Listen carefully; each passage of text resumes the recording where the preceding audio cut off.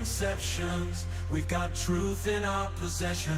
No room for doubt, no time to waste. It's time to put flat Earth in its place.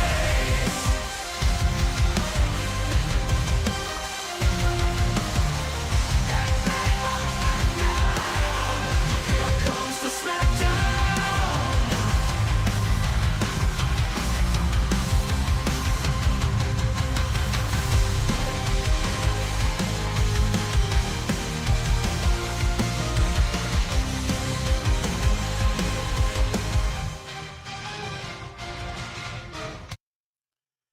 Welcome, everybody.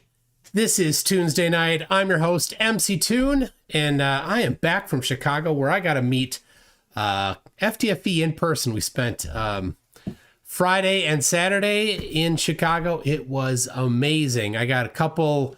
I didn't get a lot. We just mostly had a good time hanging out. But I got a few things to share that'll be coming up. While I was there, I took a little time out of hanging out in Chicago to be on a panel with Dr. Shiva and I'm not on screen, but Dan O, also known as Unfornicated, was there on screen here in a second. How you doing, Dan? I'm doing wonderful. How about you, Mike? I'm super. All right. Well, they're not missing anything, not seeing me. Tell me what you thought about that amazing thing. I was doing fine because I was streaming, so I was watching my chat, interacting with them, until I happened to look over and see you start losing it, and then I lost it. I no longer had any self-control at that point because some of the stuff was just, oh Jesus. I was trying to be serious. I'm like, this is a serious panel. I need to be serious. And I couldn't. I forgot. What was it? He said something so dumb.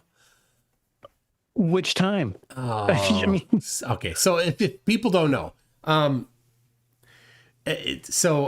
back in, I think, January, Flat Earth Dave, who's a scammer, he got himself on an interview with Dr. Shiva. Dr. Shiva does a whole bunch of stuff.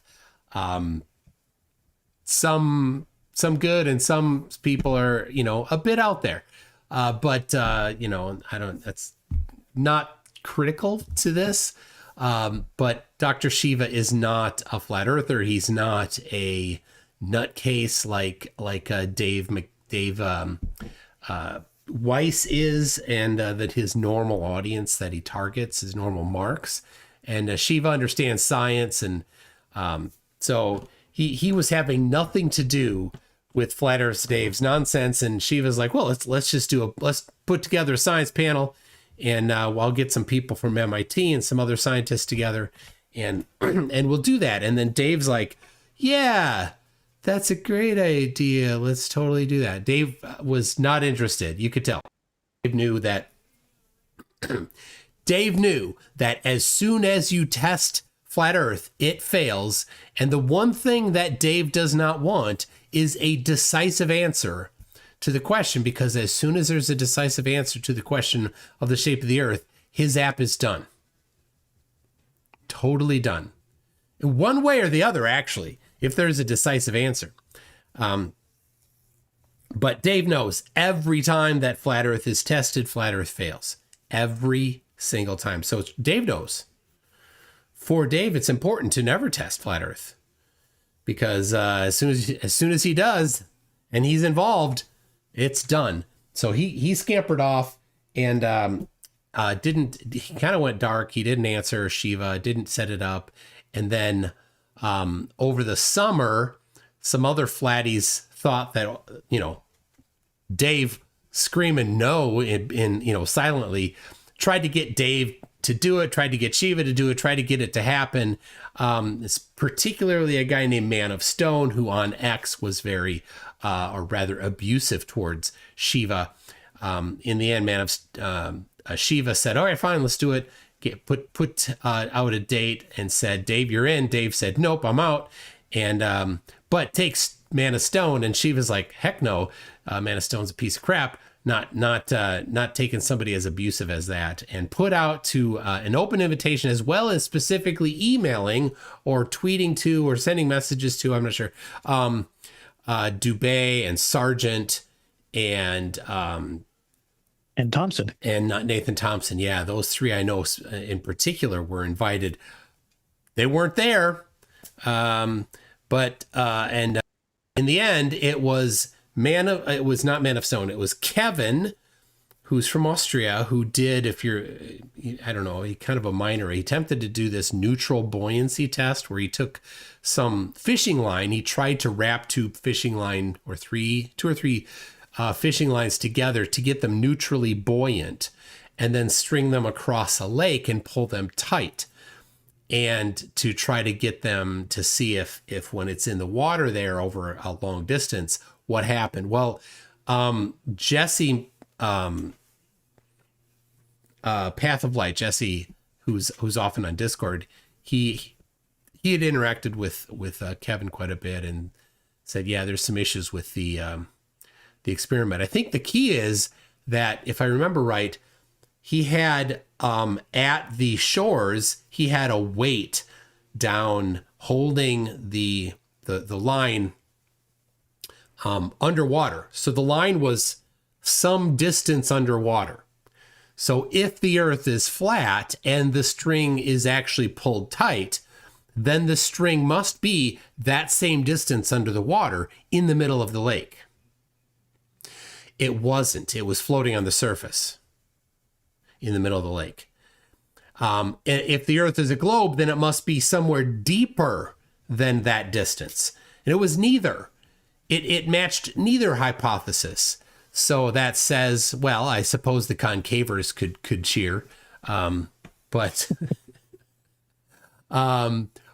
probably what happened is there is some flawed. I think Jesse, Path of Lights, thought that potentially the string wasn't actually submerged, and so it had some surface tension that was holding it up. So anyway, that's Kevin, number one. Number two, a guy named Ryan Shea, who said nothing. He introduced himself. He said nothing. Then in closing, he said, thanks for having me. That was it. And then I mean, he contributed a lot to the conversation. I was very impressed with his input. He had as much flat earth evidence as Kevin did. Yeah. To be fair. And then the third one, who also had just as much flat earth evidence, Globe Slayer. I've talked to him before, and he's on X. He did not show at all. Even though he knew going into it what day it was going to be, he had to work. So anyway, with me, did I tell you, this is Unfornicated. Dano. Hello, everybody. He's got a channel. It's called Unfornicated. And could somebody put the link to that? I'll pin it. And Dano was on the panel. I was on the panel. A guy named Dr. I don't want to say his name wrong. Say it again. Prabhaknar? Prabhaknar. I think that's right. Yeah. He didn't say a lot, but he did. I think he's doing a lot of the footwork.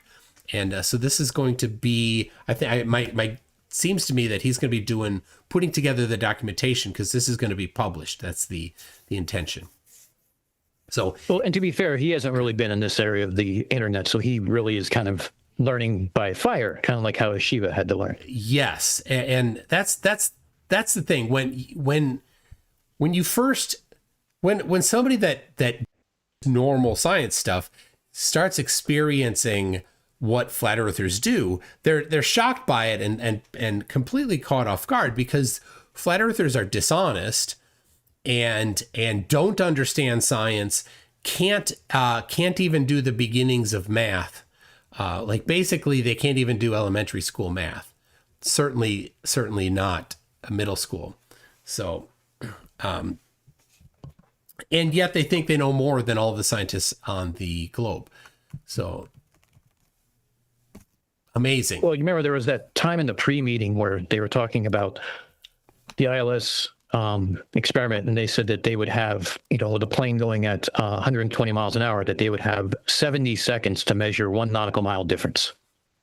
And when I heard that, I kind of paused for a second. That's when I asked him, I'm like, I don't know about your math, but my math came up with 30 seconds. Immediately, I thought, if you can't do that, and you want to do radio propagation math, I think we're going to have a problem. Yeah. So we did have 2 pre-meetings where, in the first one, Shiva kind of went over the structure, and Kevin was there. He was kind of whining a little bit. And then in the second one, Shiva's like, well, what do you think we should do? So it was said that, we'll do 2 experiments, one brought up by the flat earthers and one brought up by the globe earthers, or the regular people. And the same people. Yeah. So ours was, and it's really not that difficult if you've been around. It's given a date, time, location, where will the sun appear to be on the surface of the earth. It's just applying geometry. And flat earthers for 150 years have made very specific claims about where the sun is. It's local. Well, cool. If it's local, that makes it easier. Right? Yep. Certainly should. Because it's not as far away. In fact, the farthest away it could be is from here to somewhere else on the surface of the earth, plus its elevation. That's the farthest, well, the diagonal of that. That's it. That's the farthest away it could be. And since we can physically travel from wherever we are here to wherever is the point on the surface of the earth immediately below the sun, that's a possible thing to do. Without a large amount of money, anybody can do that for any day of the year. And then whatever it is, that direction, some distance that direction. So Kevin didn't like that. He had a little fit. Ryan didn't say a word, and Globeslayer wasn't there in the pre-meeting. So then he joined late in that second call. Ryan did? No, Globeslayer. Globeslayer showed up in the second meeting and then dropped out. So, anyway, West Side Girl Reacts. Here we go. Yes, you do. So West Side Girl Reacts sent some money for Craig and I to have, this weekend, to have Malort. And hammered fun, huh? And then said, do I get to be a mod for buying drinks? And I'm like, oh, you know what? Now on second thought, it was Malort. Have you had Malort? No, I can't say I have. Lucky. Is it worse than absinthe? Yes. It's quite terrible. Shit. Well, what is absinthe made from? I can't remember. It's some herb, it's not juniper, that's gin. Shit, I forgot. It's got an interesting name. Wormwood. Wormwood, that's right. Okay. So that's what absinthe is made from, and so is Malort. But Malort is basically just wormwood distilled, where absinthe has other stuff. So it's got fruits and berries in it. Yeah. I do not like absinthe, but it tastes like black licorice, which I can't stand either. So, yes. So yeah, Zebulon, he did get pretty on Friday. Holy cow, he did. Sounds like I should have been in Chicago. Oh my gosh, he was. Oh, anyway, it was a good meetup. Ken, the OG Kenji, was there. Oh wow! Thank you for coming. Ralph came. He has biked to 2 meetups in Minneapolis area, and he emailed me saying he's going to be there. I'm like, how are you going to bike there? Anyway, he took the bus. And then John was there. John came there and just waited outside until we got there, and then said hi. Just says, I'd like to meet you, and got to go. Bye. So thank you, John, for coming. The 3 that came, it was short notice. 0 was the number I was figuring. 3 is infinitely more than that. So I'm super happy for that. Even by flat Earth math, that's infinitely more. That is. So anyway, if you watched it, and I don't think a whole lot of people watched it, we're not going to play the whole thing. But we are going to go over 2 things in particular. We're going to go over their experiment.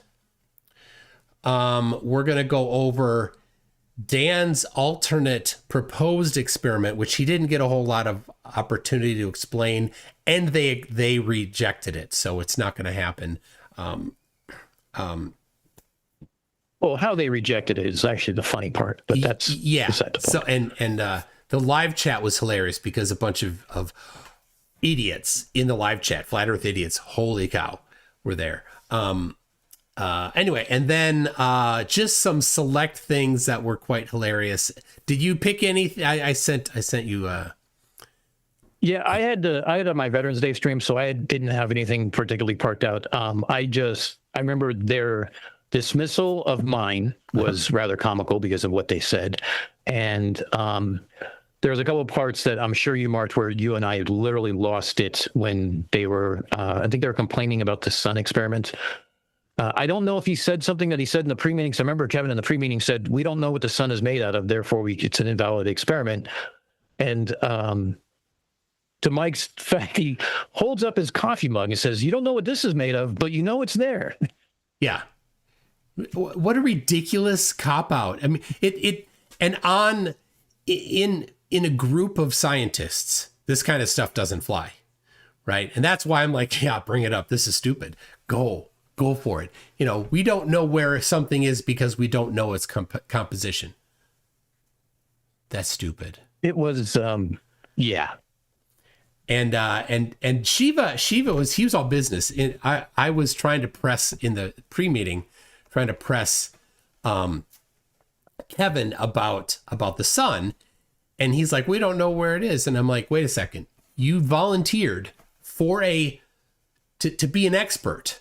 Voluntary, nobody forced him to be an expert on a panel representing flat Earth, and you don't know where the sun is on your own model.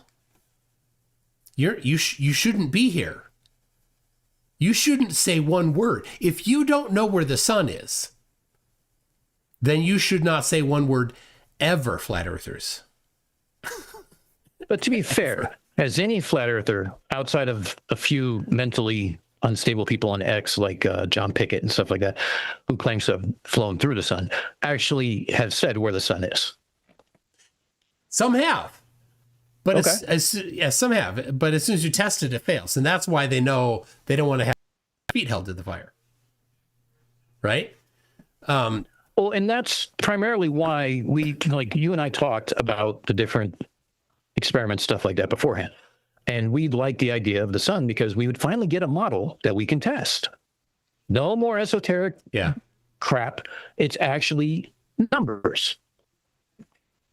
Yep. Sometimes we're not going to get numbers. Yeah. So anyway, I will go over what they proposed first. I'm not going to play their part. I'm going to explain it because Kevin didn't explain it well, number one. Number two, his accent is a little rough. Number three, it's not his experiment. And so he did not understand it. And what I mean by it's not his experiment, this is what's hilarious. We were, as a panel, we were supposed to bring our experiment to it, right? Kevin's experiment was Man of Stone's experiment. Man of Stone, who got booted off for being a douche, it was his experiment. And we knew that after the second pre-meeting because, well, I'll let you explain. I mean, it was pretty obvious whose it was, even though their name wasn't a tribute to it. Yeah, it was. So Kevin is Austrian. And in Austria, they use metric. It's not like Australia, or England, where there's some mixing of things. Like they're almost completely metric in Austria. And nobody would default to miles in Austria. Right. So or feet. Well, This was about aviation. So aviation is in feet and nautical miles, but not miles. If you're gonna convert to a, more comfortable unit as an Austrian, you'd convert to kilometers, not miles. Anyway. So it's pretty obvious. It was obvious that it wasn't his. We asked him questions. He didn't understand. He didn't know what he was referring to. So,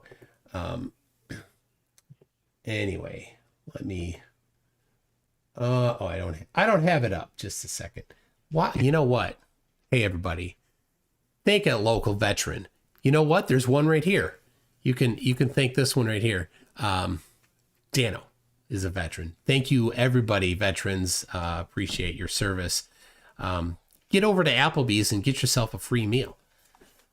We did that, actually. You went to Applebee's? Yep. All right. There's one right around the corner. So hit up IHOP this morning for my pancakes. Hit up Buffalo Wild Wings for lunch for my wings, and then hit up Applebee's on the way through. Now, since I don't have any VA benefits, because I don't feel like fighting VA benefits for nothing that doesn't include like an extended check, and there's nothing I can get for additional discounts in life, I figure one day a year I'll take advantage of it. I love that. That's good. It's basically like trick-or-treating, right? Kind of. Except there's no black licorice and there's no candy corn, which are all pluses. Okay. Let me So just in case there's anybody who didn't know this real quick, my background is actually in signals intelligence in the Navy, and I've also been a telecommunications engineer with fiber optic and radio networks for 25 years after the Navy. And that's kind of where my background resides. So that's just in case you give like a little bookmark as we go through the rest of this. If you didn't see me fumble through my own introduction on Shiva's call, because for some reason I was daydreaming and completely spaced out. Okay. All right. I have it prepared. Just a second. I guess I don't. I said I did, and then I said just a second because I didn't. Okay, so here is the and Dan, you'll just have to go from memory. Here is the proposal. So this the blue line in the middle there is what's called the glide slope that is at an airport, and this is a beam that is sent at the right at the runway, and it's angled up at 3 degrees. And this is not to scale. The horizontal scale and the vertical scale are different. It has to be because the XY, the width is in nautical miles and the height is in feet. And the ratio would be way too wide and way too short if it weren't non-scaled. So they are saying, well, let's have an airplane fly along a consistent elevation. That's what this dashed line is here. It's at 6,400 feet about. And they chose that, would make sense, because for flat Earth, it intersects at 20 nautical miles. So they chose an elevation that would work well for flat Earth. Which is fine. That's totally fine. And they said, well, that glide slope at this distance, it'll be right here, 20 nautical miles at 6,400 feet about. And then for the globe, now the way it works on the globe is because the ground here curves, at 20 nautical miles, you are 1/3 of a degree of curve of the surface of the Earth, according to the globe. And so this blue line will be angled up a little higher. So because it's angled up a little higher, you will intersect that line a little bit later. And let me... So here is the globe version. Now they're not overlaid, so you don't see the relationship yet. But the intersect here is less than 20 nautical miles. So they're saying, well, we've computed for flat and for globe that you'll intersect the center of that line at 20 nautical miles for for flat Earth. I think they said 19. They said 20 nautical miles for flat Earth and 18.9 for the globe. So 1.1 nautical miles difference between the two. So here is here's the comparison one. So there you go. So there's the this is this yellow here?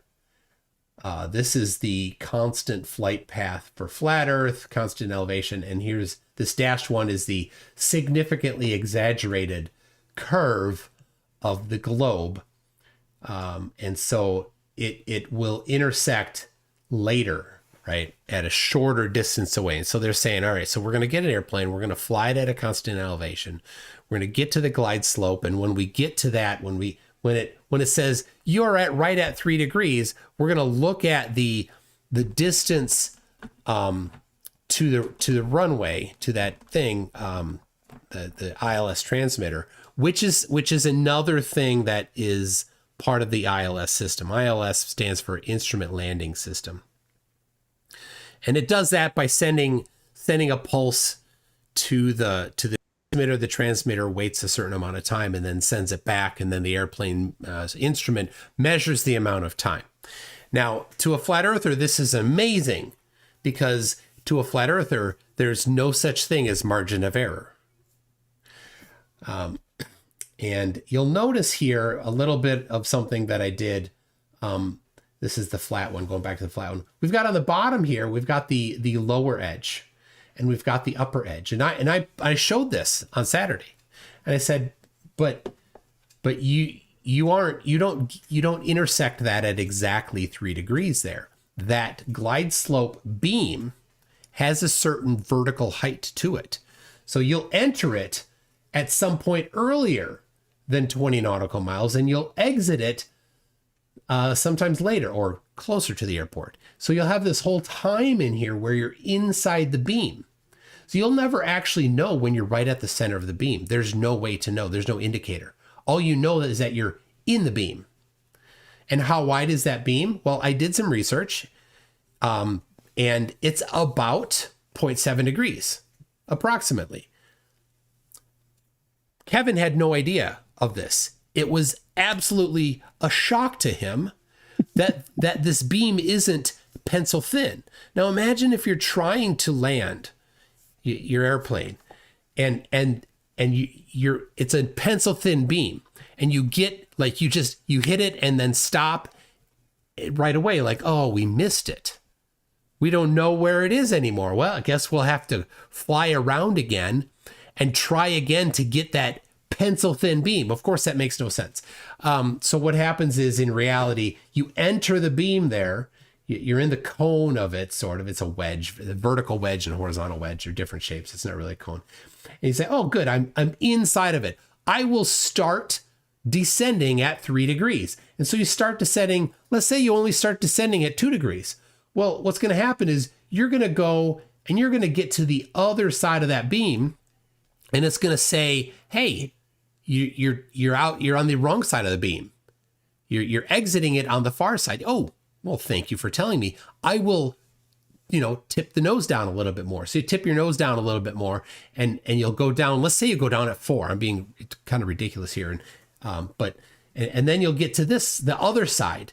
You say, oh, I'm going down too slow or too fast. Let me go right in the middle there, right? So it keeps you on the boundaries, so you don't blow all the way out. So that's a very important part of it. And now I even showed, and even when I showed this, of course, Kevin had no idea, because here's an actual ILS instrument landing system documentation for a real airport. This is Denver, Colorado. And here at the bottom. This was genius, by the way. Yeah. Thank you.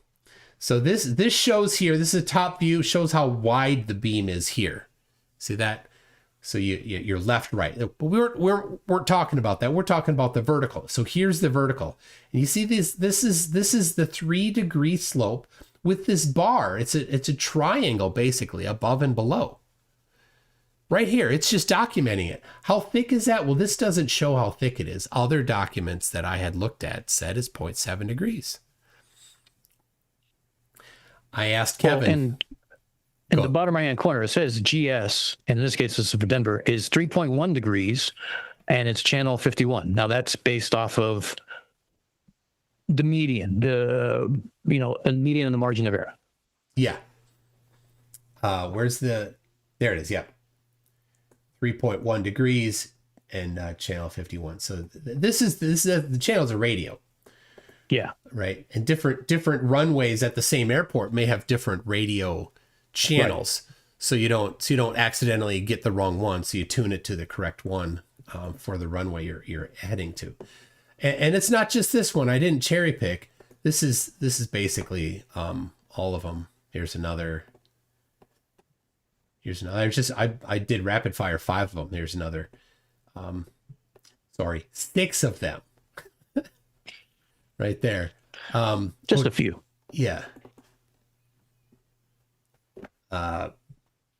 So anyway, so the important thing is that you're not entering and exiting right, or you're not hitting right at the middle. So their proposal to begin with fails because you never know when you're right at the middle. You get the entry point. And so what I think would happen is here's how they would do it, because flat earthers don't understand the power of prediction in a model, right? So you say, our model predicts 5. Your model predicts 7. And if you get 3, a flat earther says, well, 3's on our side of it.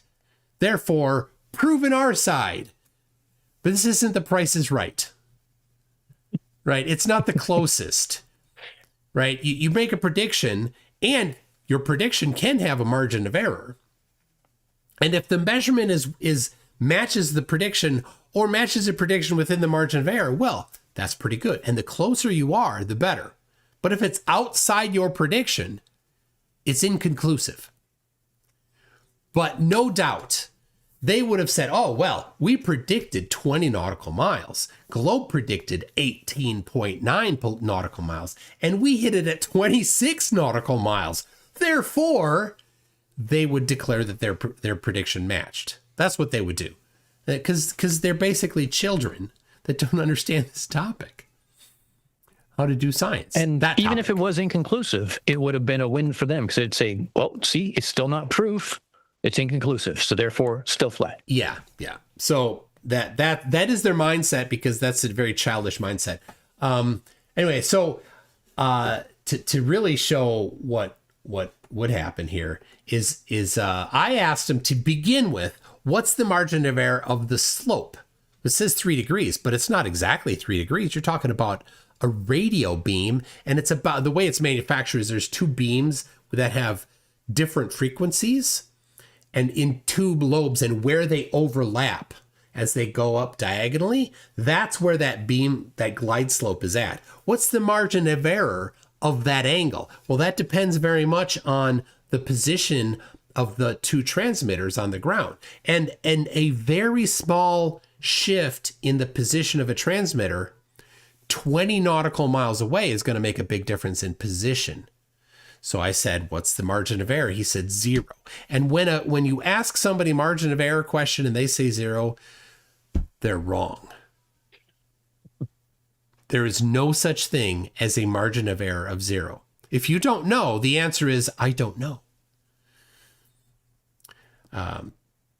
And I've aligned antennas, and getting like the paint mark for 3 degrees is going to be 1/10 of a degree wide or 2/10 of a degree wide. I mean, yeah. How do you know where you are in that paint mark? And that's just to get it to that point. To get it to 0.1 or 0.0 with no margin of error on an alignment, are you kidding me? Like, go out and actually apply this stuff before you start, proposing it. Yeah, it's almost sad. but it's certainly ridiculous. Okay, so anyway, so that's what this blue line is here. But of course, you never know when you're in the middle. There's no way to know that you're in the middle other than maybe to do some sort of timing. You know, we entered and then we exited, and so we'll do an averaging, but you can't even do that. You can't even average because the angle is super shallow that it hits. You see here on the left side, this is shorter than the right side. So if you were to take the middle, you'd still get a wrong position. You'd get somewhere here greater than 2 nautical miles if you just averaged it. That's not the center of the beam. I can't even imagine trying to explain this kind of thing to a flat earther. They can't even understand it. So anyway, so I made it simpler. Here's, you tried. I did. Here's the margin of error of the center of the beam, which you can never measure. And here's the margin of error of the entry point and exit point of the beam. Now, this is greatly exaggerated. Well, it's not all that greatly exaggerated, but the width of the beam is 0.7 degrees. So if the margin of error of the glide slope is 0.35 degrees, well, then this isn't exaggerated at all. So anyway, this is what you're dealing with. And so you can see underneath there, I put, you know, you can't even see it. The globe prediction and the flat earth prediction. Let me find the correct one here. I think it's this one. Yeah. Yeah. So here's the globe prediction for the entry point and the flat earth prediction for the entry point, but you can't tell. It's all within the margin of error. There's no precision in it at all. And so and that's just one error. That's not counting any other errors outside of that. Yeah, the distance. Tell us about the distance measurement. Well, so the DME, or the distance measuring equipment, which is part of the ILS, is actually a separate system that's integrated into the ILS. Now, you said uses polling, waits a second, goes out. Now, while the latency in polling probably won't affect it too much, the standard uncertainty margin of error for the DME device, because it's a reference point, not a scientific measurement, is 0.6 nautical miles, according to Stanford and FAA. And even if the system works better than that, that's the standard. So therefore, that's the one you use. That's how standards work. Because how do you know if it works better or not unless you're out there measuring it with scientific equipment? Yeah, you could go certify it. Yeah. Right. So 0.6 nautical miles. So there, if you were able to get a precise zero margin of error measurement of the center of the beam, they had 1.1 nautical miles of variation between globe and flat. And the distance measuring is 0.6 miles. You don't have a whole lot of room right there. You have half of a nautical mile of differentiation then. That's all you have. Oh, but not really, because the error bars are on both of the measurements. So it's a difference of 1.1 nautical miles. So the globe has a margin of error of 0.6 and the flat has a margin of error of 0.6. They actually overlap by 0.1 nautical mile. So you have overlapping margins of error in your one prediction. Never mind the two others that I brought up. And of course, there's many others that could potentially get in the way of this type of thing because there isn't a huge differentiation, really. Talking about 1.1 nautical miles when you're 20 nautical miles away from the device.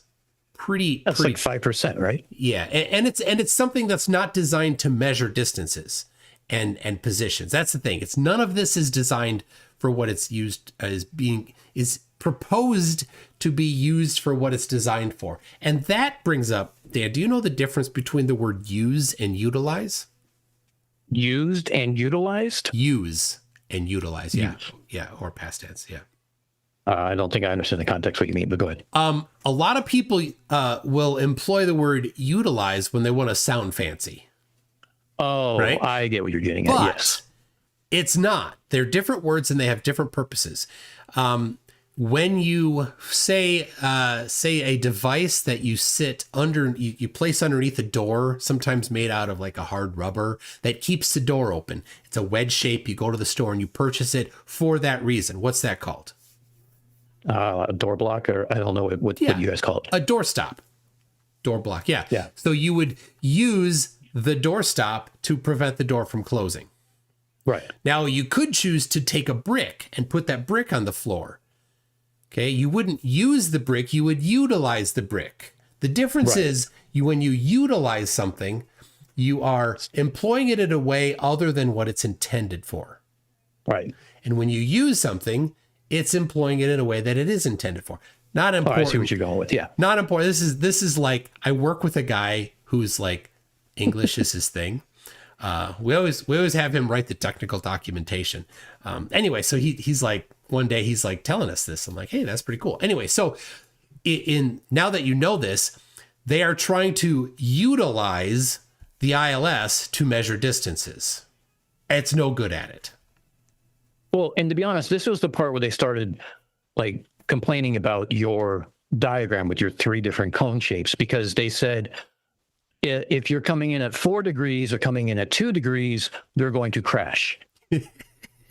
Even though they all have the same origination point, and even though the distance is only a reference point, it's just to give you an idea. It's not a scientific method. Yeah. But like just the fact that they said that, it was like, oh Jesus. Yeah. So the reason why it wouldn't be an issue is because it's got a narrowing target. So when you first get there, you enter the beam when you're far away, and you've got a really large beam, and so you've got some buffers and borders on that beam and that keep you in. But when you get close to the runway, right, it kind of bounces you back and forth until you get to where you're in the right spot at the end. It's a funnel.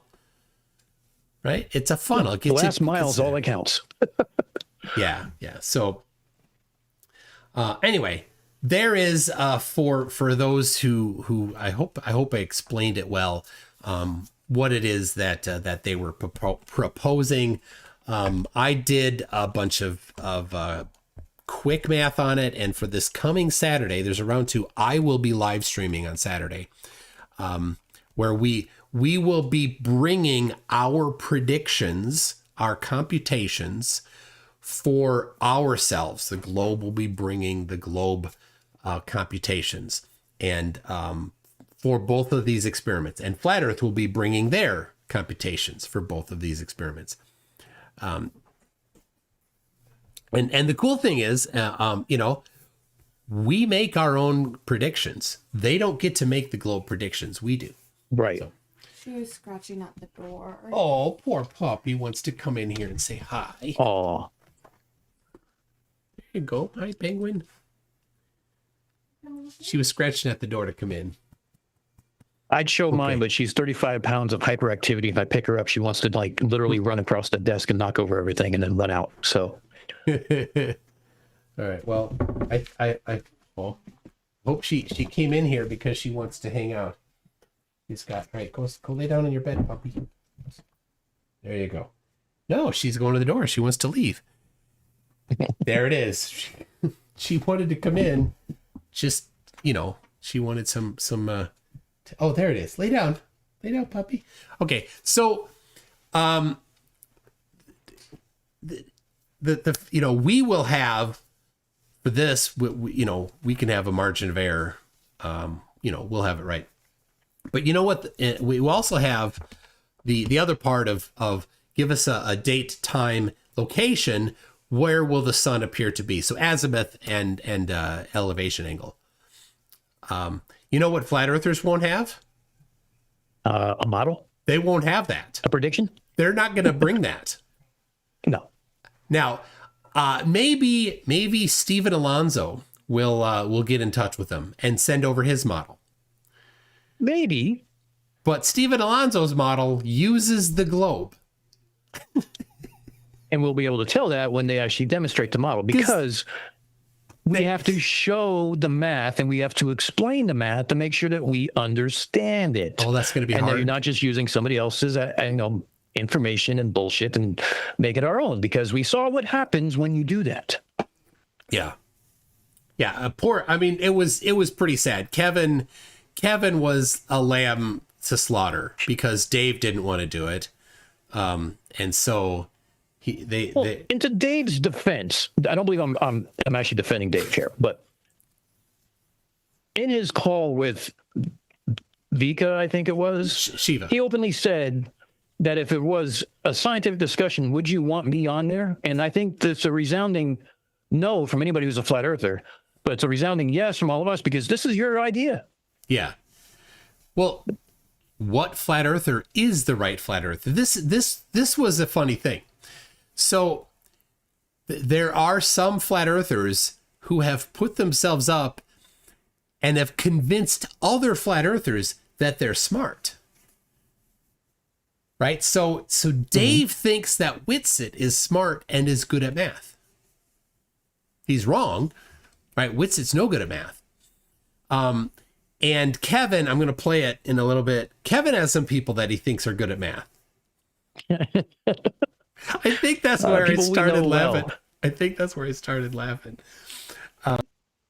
Well, you remember I did the Battle of the Beams, and to me, when we first saw this, remember we were sending messages on Discord. I immediately said, "This is Battle of the Beams 2.0." Yes. Yep. Same math, same everything. Yeah. All right. Which was wrong then and is wrong now. Yeah. So, do you want to explain your? So we brought up. I want to do it. Yeah, we brought up our issues, and they're like, no, we need to still do it. We're gonna get the margin of error and bring it next week. So that's fine. Like we'll have the math. You give us the margin of error, and we'll put it into our equations, and it'll output the globe prediction. But instead of waiting for a third call, we already know what the margins are according to standards. So we're going to apply that ahead of time. Yeah. Anyway, so and we'll just validate their numbers. You proposed a common thing that flat earthers propose, and maybe they would say, "Yeah, let us take that and run with it." It wasn't going to be pushed on them if he didn't want it. Then no. But anyway. I thought I'd give them an idea that they can build off of. Here's the idea. Now build a robust experiment that stands up to scientific rigor. It's very easy. Yeah, you want me to share my screen with you guys so I can walk everyone through it? Yeah.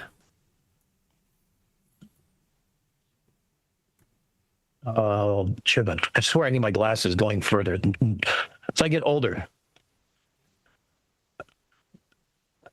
All right. Okay. Not very hard. And here's the spoiler alert. The lighthouse in the picture plays a part. So when we talk about bad science, which is one of the pre-meeting calls we talk about things like ambiguous detection. We talk about things like uncontrolled variables and vague predictions. This all sounds familiar. I think we all understand that scientific method, bad science is and what it looks like. In other words, the ILS experiment. We also talk about the rigors of scientific, which means minimal variables. Quantitative predictions stated in advance. We talk about clear discrimination between competing models. Not 5% difference, but 2 times difference or greater. Something that's falsifiable. Either model can be proven wrong, as in not inconclusive. Let's throw that out, from as a possibility from the get-go. And something that's reproducible and things like that. So, what is the experiment? It's very simple. It is 1 variable, which means 3 heights, definitive answer.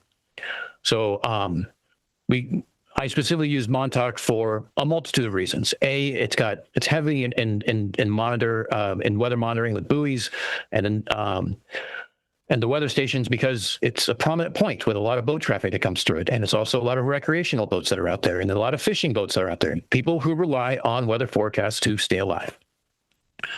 The second reason was it has 3 natural heights, and the 3 natural heights are separated by quite a bit. You start down here, for instance. If we start down here, we're at, let's say, 10 feet. Now, we would take an actual measurement to say what it is and make sure that we compute it. So we start at 10 feet, and at 10 feet, the boat moves outbound at, say, a true bearing of 180 degrees.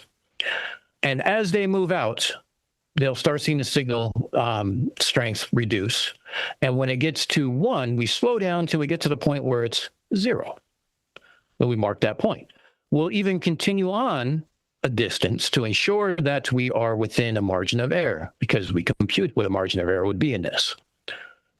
When we don't see it, if we do see the signal come back, we mark it. If we don't see it, then we come back to the point that it went loss of signal, because we've already marked that point on the GPS. So now at that point, we verify we're at LOS. We now move the antenna upwards. By moving upwards to 60 feet, now when you're at this point 1 where there is no longer any LOS, when you move the antenna upwards to 60 feet, now you're in that cone of where you're seeing the signal.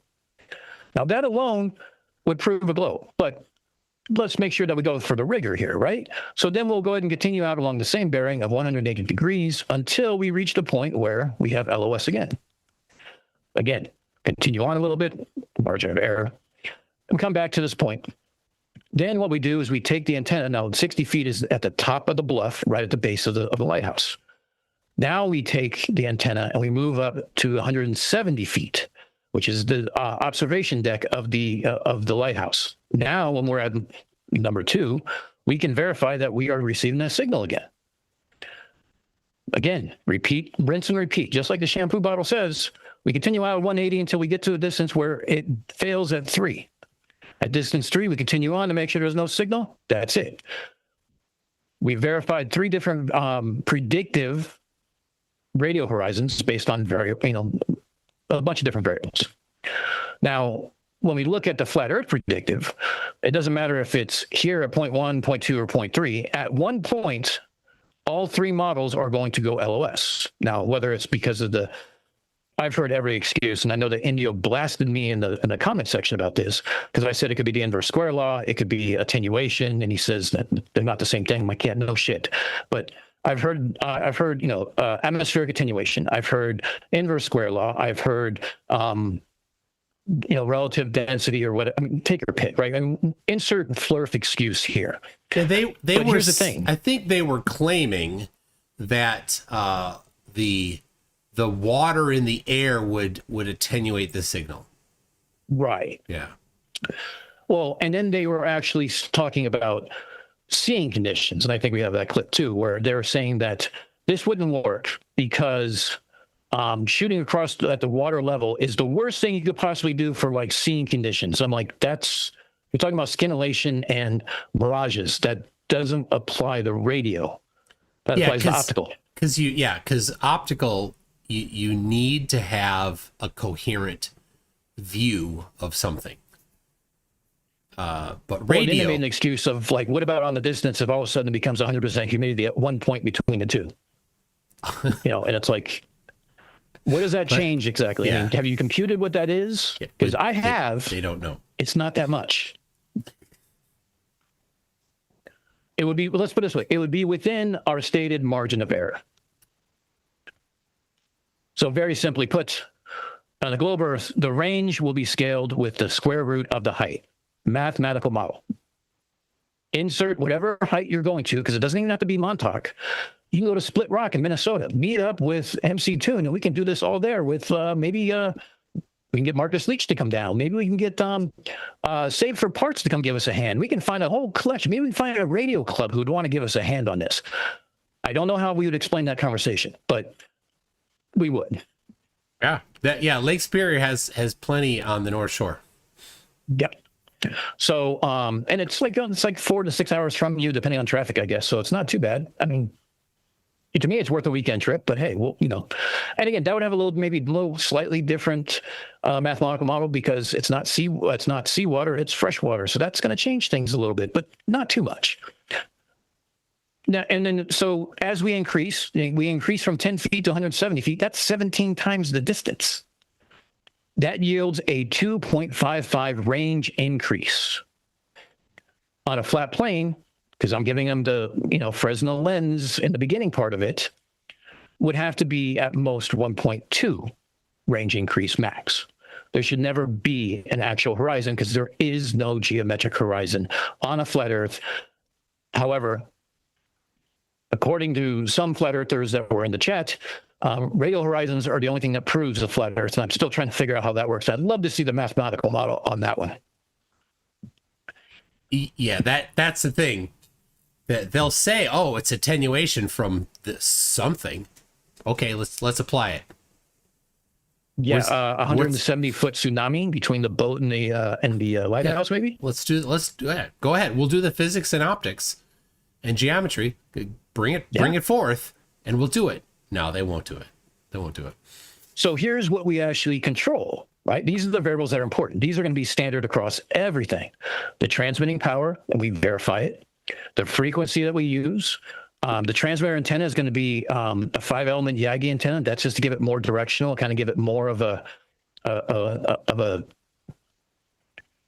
it's a more directional, positioning of the antenna as opposed to just omnidirectional, which goes everywhere.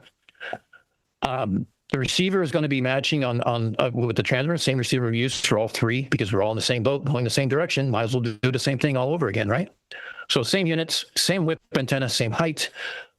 We're going to use a squelch threshold. There's other ways to make it even more robust, but I didn't want to complicate this too much. We could use an SDR and laptop and actually measure signal to noise ratio, which would be the scientific standard. We could also use, APRS. It's a digital thing that gives you like a channel marker in it so you know what you're listening to is actually that channel as opposed to like some other boat in the area. We can talk about a propagation path because it's going the same way, the same distance, no problem there. Atmospheric conditions, we would measure it as we're doing it because we need the atmospheric model to do refraction. And we would do all three runs within 2 hours, so that would eliminate any sort of vast changes between morning, noon, and evening. And we would use GPS data for us because that's what Latin Long's based off of in the GPS. So that would use the WGS 84. And the protocol remains unchanged between the runs. And we can do this run multiple days, multiple anything else. In fact, I would invite after, we write the white paper and the protocols that if you're near a lighthouse or some sort of structure that allows you to do this, try it yourself. Doesn't have to be us. What does change? The antenna height. That's it. So we go over the methodology about basically what we're going to do. The most important thing is going to be, like I said earlier, we mark the position when it's lost. We continue on for our margin of error, make sure it doesn't come back and it's nothing else funny going on, something anomalous, we move on. But because we learned from TFE, we would make all logs and the GPS tracks to be published for independent verification. But we'd have to have our plane tickets and the receipt for breakfast and the brand of socks we were wearing. I'm driving. So does that mean I have to have toll booth tickets, parking receipts, and you have to have a video? An expense report? You have to have a video of your car driving there from another car the whole time. And just to be safe, you need to have a video of the camera taking video of the car. Well, duh. Along that vein, I had an idea. Because of how horizons work, let's say we invite Reds to come down from Massachusetts in his P1000 that he bought specifically to be on the Fleur same footing. We put him up on the top of the lighthouse. So when we reach that first horizon, whatever distance it is, let's say it's 10 nautical miles, he could be able to zoom in on that boat and make sure what bearing they're going to. They haven't gone sideways. They're still going straight. And he can see the boat, even though we have loss of signal. And that would work on runs 1 and 2. For run 3, I think we're going to need a drone or a chase boat. But I think GPS should be enough to cover that because we've already proven it for 2 runs. But I think what you do is when the P1000 gets zoomed in all the way and it can't see it, what you do is you get another P1000 and you put it into the eyepiece and you zoom that in all Then take a screenshot with your cell phone and then zoom in, screenshot, zoom in, screenshot, zoom in. Then it'll come. Okay. Then you'll zoom it back. So I've got my P1000. So there we go. Oh, okay, even better. So, or we can put a telescope and camera up on top and do that way too.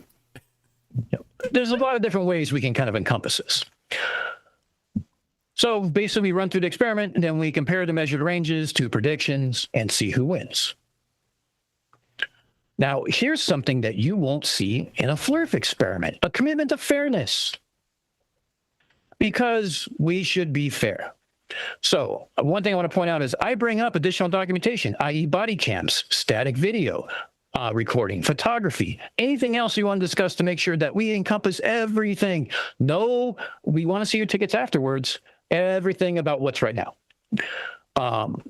We commit to a pre-agreed protocol, so everything will take place according to this before we even start. We lock the protocol when we do our prediction submissions, because now if we change it, it changes things and we need to make that, and no changes should be made without everyone agreeing to the changes. Of course, getting everyone to agree to the protocol, I think is going to be our own problem, but we'll figure that out. Well, here's the thing. No flatty that has an audience will commit to anything. Yes.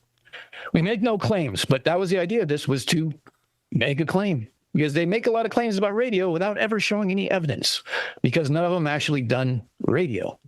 So last but not least, we talk about the deliverables, which is, the predictions.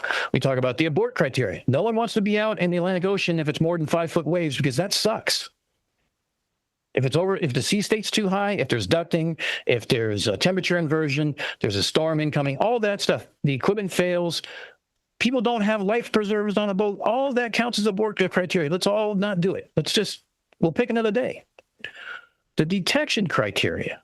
We also talk about the uncertainty model. We talk about how the decision is made. And lo and behold, we look at the result. Now, what kind of error budget does this have? Well, according to my numbers, when we add in the GPS position, the height measurement, the atmospheric refraction, and the detection threshold, we're talking about a total uncertainty conservatively of about 0.5 nautical miles. Now, the effect that's going to happen is going to be 7 nautical miles difference between models that run 3. Minimal. So the signal-to-noise ratio is roughly 14-1. That means the uncertainty is approximately 14 times smaller than the effect we're measuring. This is how error margin works. Now I talk about specifically why I took Montauk, because literally we can go straight south, we can go straight east, we can even go north if we want to. Coincidentally, one of the other ones that I actually am suggesting as an alternate site is located right here. And then there's another one up here in Cape Cod, and there's another one a little further in Massachusetts. You could do 4 of them in a week. Don't think we need to. We only really need to do 1. Yeah. Other candidate sites. Here's the requirements. Basically, 3 distinct heights with a minimum 5 times ratio. But that means from the bottom to the top. That means 3 heights where the first one starts at, let's say, 10 feet, and the top one is no less than 50 feet, and then some range in the middle. 10 times would be ideal. More would even be better. Clear access for water for 20 nautical miles in one direction, and surveyed elevations that are available or measurable, meaning Coast Guard. Again, also why I use a lighthouse. So we have Block Island, Rhode Island. We have Highland Light in Cape Cod. We have Queen Anne Light in Massachusetts. We have Lewisburg Light in Nova Scotia. We have Split Rock Light in your neck of the woods in Minnesota. We have Yaquina Headlight in Oregon, Cape Disappointment, my personal favorite for FLIRS, in Washington, and Start Point Light in England. Now, when I presented this after the stream to my audience, and we share a lot of the same audience, we started playing GeoGuessr with them giving me a bunch of different lighthouses and finding other ones. We were able to find one in Denmark, one in Denmark, a couple more in the UK, a couple more. We found one even in Florida from Astronomy Live that I was surprised, because dunes don't really give you the difference in height. Talking about 10, 15 feet as opposed to something that's like 20 or 30 feet. But lo and behold, he found one exactly that's not far from him. So I might be making a trip to Minnesota to do this with you, down to Florida to do it at Astronomy Live, and then someone can meet me here in New York and we'll do it here. And then we talk about the path forward, which is we agree on the mythology. This is just us agreeing on what the project is and stuff like that. That's it. This is science done right.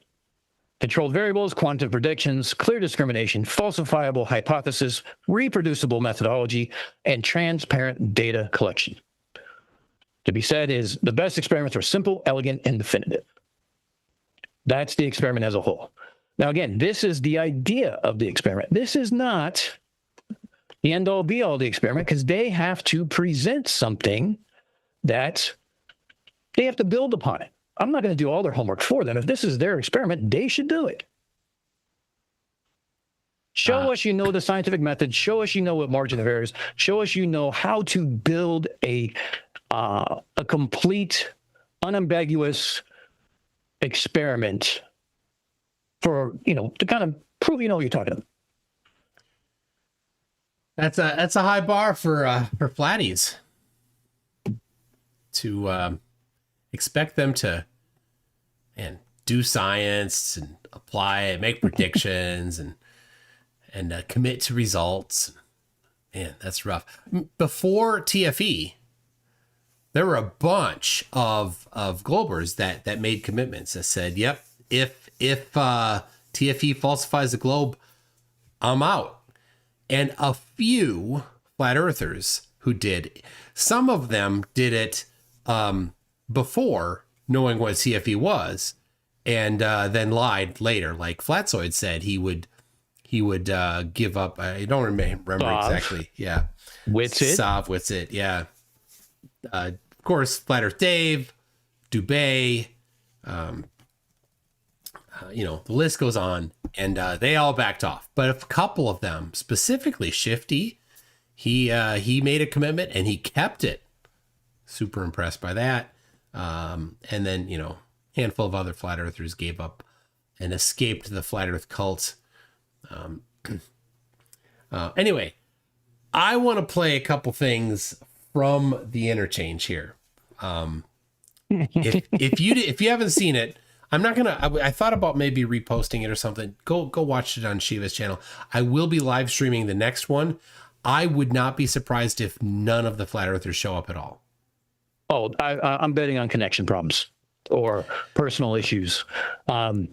And I do have it on mine, but mine was part of a longer live stream as we went over this and everything else. I meant to pull the call out on my channel, but I don't necessarily need to watch hours. I'm not monetized yet, so you can see it on Shiva's. It's a little more direct. I catch a little bit in the beginning where Kevin gets smacked around a little bit before they went live, which was particularly enjoyable, where I was actually questioning, like, should I be streaming this? But then I realized there was 200 people on the Zoom who were already seeing this, so I figured, well, what the hell? Yeah. All right. Well, another 50. I want to read, but just before that, I want to read a couple of super chats here. Mr. Gustafson for 100 secs says love from Sweden. Thank you for that. Kango44 for 50 Kiwi bucks says just wanted to say that hanging out with Dr. Shiva is not a good look. He's an anti-vaxxer, COVID-19 denier, conspiracy theorist loon. He peddles in pseudoscience. He claims to have invented email, which has been rejected in multiple court cases. I know all this. I'll go wherever. I don't like, I'm not backing anything that he's saying. I'm not denying anything that he's saying. I'm those things. That's a different topic. I'm here for this topic. So I'm not hanging out with him. Similarly, sometimes people if a flat earther was going to actually sponsor this, right, and share this, you and I would be there too. Yeah. 100%. Yeah. There's nowhere that I fear to tread. Unlike flat earthers, right to Flat Earth Dave, who is not a religious person, has nothing at all religious about him, who's like, oh, he's a demon, so I'm not doing it. Like, a religious person sees, oh, they're a demon. I'm going in. I'm wading in. Let's go. Let's rock. It's funny because Whatcast covered that recently because he did an interview with Flat Earth Dave like in 2017 or 2019 or 2020. Yeah. And he was automatically not, he even said he's not overly religious. He doesn't fall into all that. And it's like, yeah, so when did this start coming around? Oh, right around the time where you realized that more flirts were religious than not. Yeah. Yeah, it's just a way to get more money in his pocket. So, but yes, I do. And as I typed, I write email software. I've read all of the RFCs. The RFCs is basically the rules. It's called a request for comment, but it is the specification. So you publish a request for comment, and then comments come in.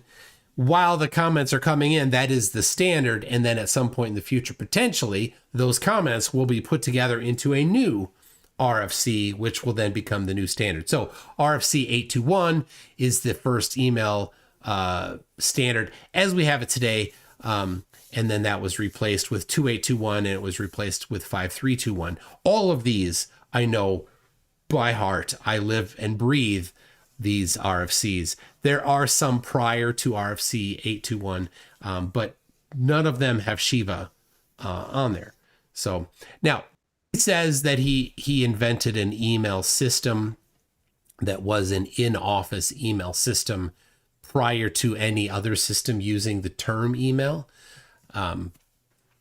Okay, so maybe he had one of the first systems that was called email and had the functionality describing email. But prior to that, there were other systems that had all the features of email but didn't use the word email. So it's just a semantics thing. I don't care that much about semantics. So it was in the early 70s when email, as we know it today, came into existence. So anyway, thank you for that, Kango. Arnold says, driving around in your car on a live stream, not paying attention to anything is the flirtiest thing you can do. Oh my gosh. Oh, that would be Ryan, because he was on his way to Houston. He was driving the whole time? Yeah. Like these people knew the day that it was going to happen. 2 months in advance, or 6 weeks at least. Yeah, it was. Yeah, I knew.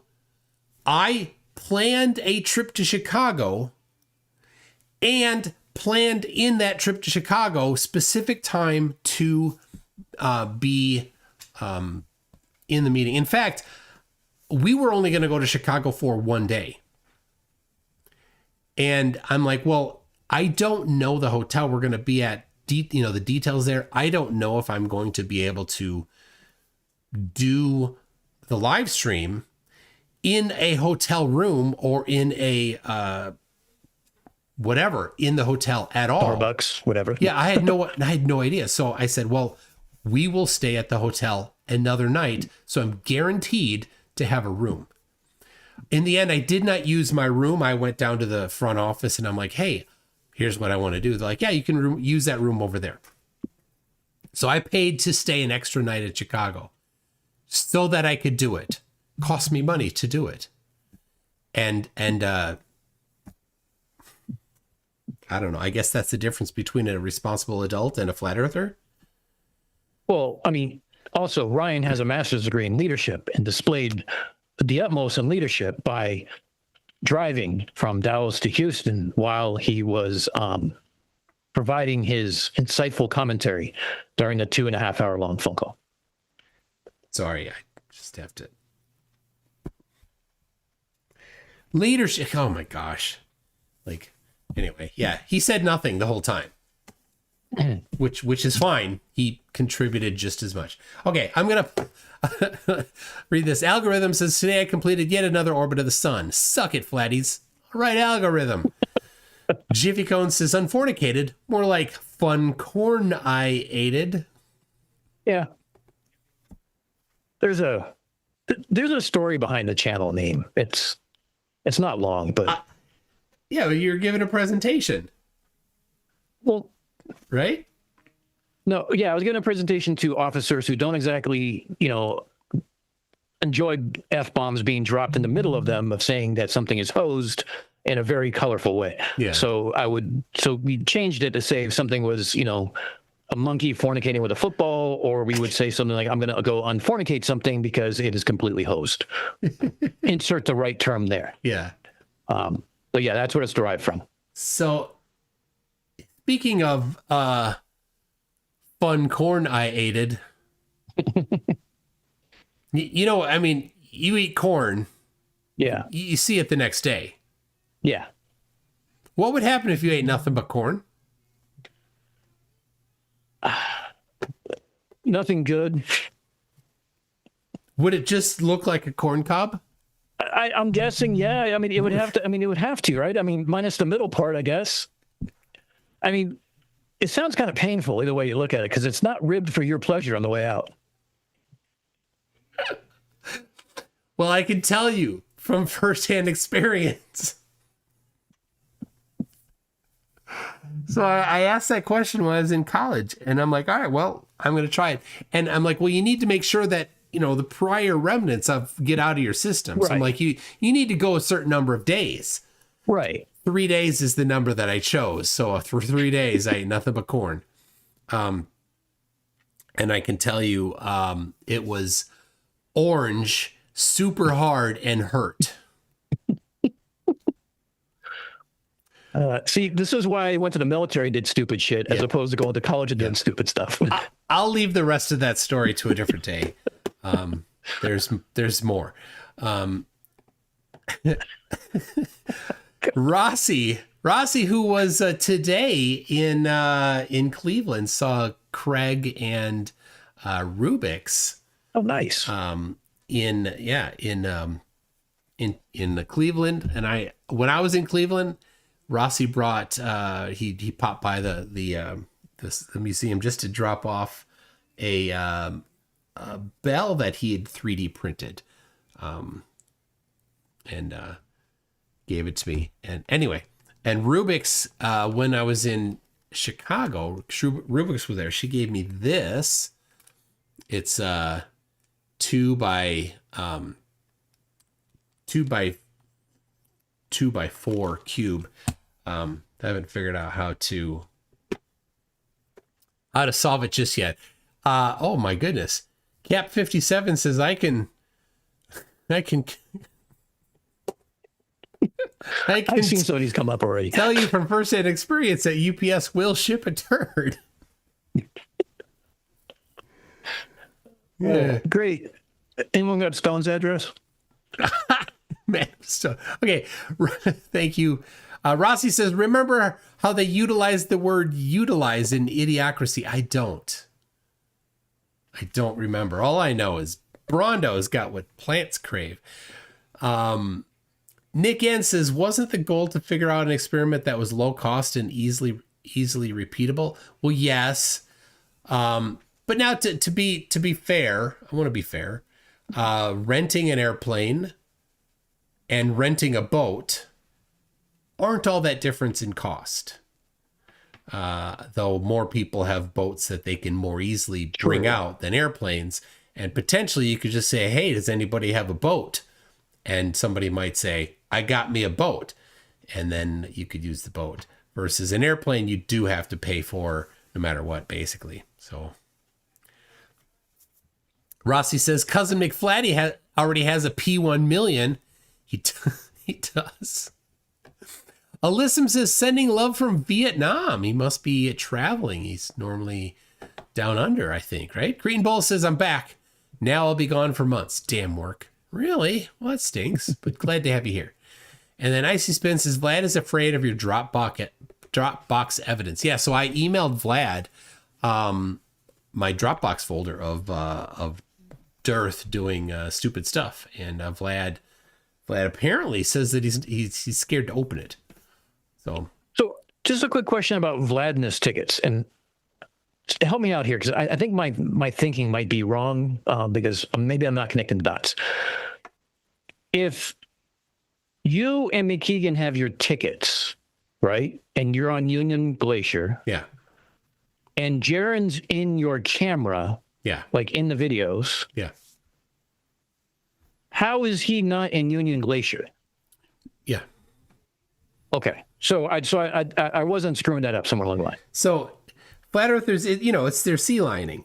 They pick something that they think, because they don't care about science, they don't care about truth, they just care about proving their point. They pick something that they think you can't do, right? So and then they say that's the one thing you need to do, and then as soon as you do it, a sea lining, they say, oh, but you need to do this.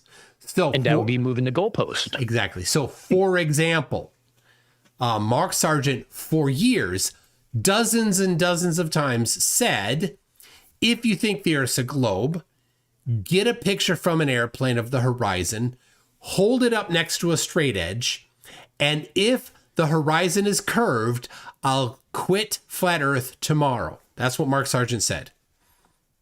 So I did that. He didn't even open the email and look at the video that I sent him, where I was holding the straight edge to the horizon. And instead, he sent back a video of Neil deGrasse Tyson, which has nothing to do with his thing. So he moved the goalpost. So now he's moved that to, he needs to be put in a spacesuit in a vacuum chamber, and then he'll give up flat Earth, right? So he's picked something that he thinks nobody will ever do. Well, to be fair, we're talking about a pressure differential of 4 psi, right? Because it's all about the zipper and the Velcro and all that stuff, Yeah. right? Yeah. Now, I have a tri-laminate dry suit that I use for scuba diving because I'm a dive master. It has a zipper and Velcro and multiple layers. Now, it only has 3 layers instead of like the 17 or 24 layers that the Apollo suit has. I'm thinking I'm going to do a demonstration where I plug all the holes, put on the suit, put a gauge in one of the hands, and inflate it to 4 psi and show that I'm not a balloon walking around like the kid on A Christmas Story where I can't move my arms or legs. Would that be enough? Because that's 4 psi gauge difference between the outside and the inside. No, they have no idea. It's the vacuum, right? It's the sucking of the vacuum that we need to talk about. Yeah, because vacuums suck. So Only on Spaceballs. speaking of, you know what I named my Roomba? Oh, no. What? Can anybody in the chat guess what I named the Roomba? Not Megamaid. No, not Megamaid. That would have worked too. Not Chip. Not Ernie. Not Major Suckage. Not Vacuum of Space. Not Wally. Not Spaceballs 1. Not Error 404. That would have been good. Not Hallway. Not Dot Matrix. Not Dearth. Not Penguin. Not Spaced Up. Barf. Oh my goodness. Pizza the Hut. The goalpost. Yogurt. There it is. Garrus. For that, Garrus Dark gets. helmet. Gets. There it is. You get it, Garrus. Your prize is that you're a moderator. It is Dark Helmet. The name of our Roomba is Dark Helmet. All right. And they're making a second one too. I know. All right. All right. Here is. Wait, is the password for the Roomba 1234? No, it's password 123. Okay. But don't tell anybody exclamation point, just for extra safety. Okay. So Anyway, anyway, the same one on your luggage too, right? of course. All right, that's not the screen I wanted. Where'd it go? There it is. Okay. There is the screen I wanted. Okay, so I'm going to play this interchange between myself and Kevin here. Poor Kevin. Poor guy. It was right after this too, where I started asking him questions like, "What's the DME?" and he's stalling. I asked him, "What's the error margin?" and he's stalling. He goes, Yeah. "I'm sorry, what?" And like I have to keep repeating every question. He heard every other question that was asked of him, but anytime I asked a question, he had to wait for Stone to give him an answer. How do we know that Stone was actually messaging him? Because there's a moment where he's showing all of his windows, and you can see a messaging app being one of them. I love this. All right. Globe Earthers have any questions that you want to raise? I have some questions about the precision. So, Kevin, you listed off the variables you were going to capture, but I missed what I thought was probably going to be the most critical one: is the margin of error of the slope angle, and the margin of error of the Second, the width of the beam. And third, the margin of error of the width of the beam. The width of the beam is deep. Okay, so now very clear questions I asked. Three things, very clear.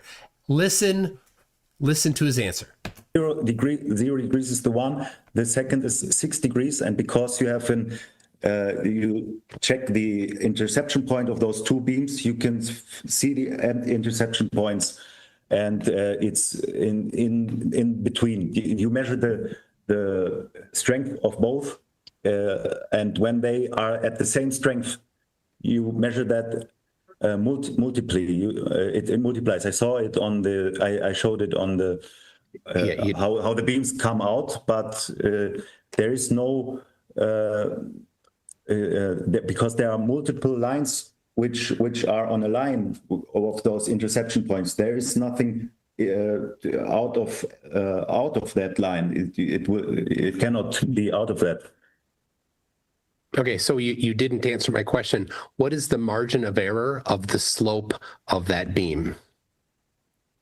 So the whole thing, he didn't address, right? He did list off several different parameters that they were going to capture, independent, dependent, and control variables, right? So it's control variables. They listed off a whole bunch of them. Well, Stone wrote them down, and then Kevin read them, but none of them were the margins of errors of those things. So here, I asked him again. Listen to his second response. You say it's 3 degrees, but it's not exactly 3 degrees. It's 3 degrees plus or minus something. What is the margin of error, and how do we know that margin of error? The slope angle is 3 degrees on most airports. Plus or minus something. What is that plus or minus? It's 1% based on 35 nautical miles. What we tried, but we are in less miles. The margin of error, and there's still this 30 seconds time frame in between, more than 30-second time frame. Okay, I'm sorry, you still didn't answer my question. What is the published margin of error of that angle of the glide slope? It depends on the airport. Whatever airport you go, you have a different angle of the glide slope. You maybe don't understand the method. No. The method is... What is the margin of error? Not the angle. The margin of error of the angle. I know that published glide slopes are 3 degrees or varying amounts of degrees.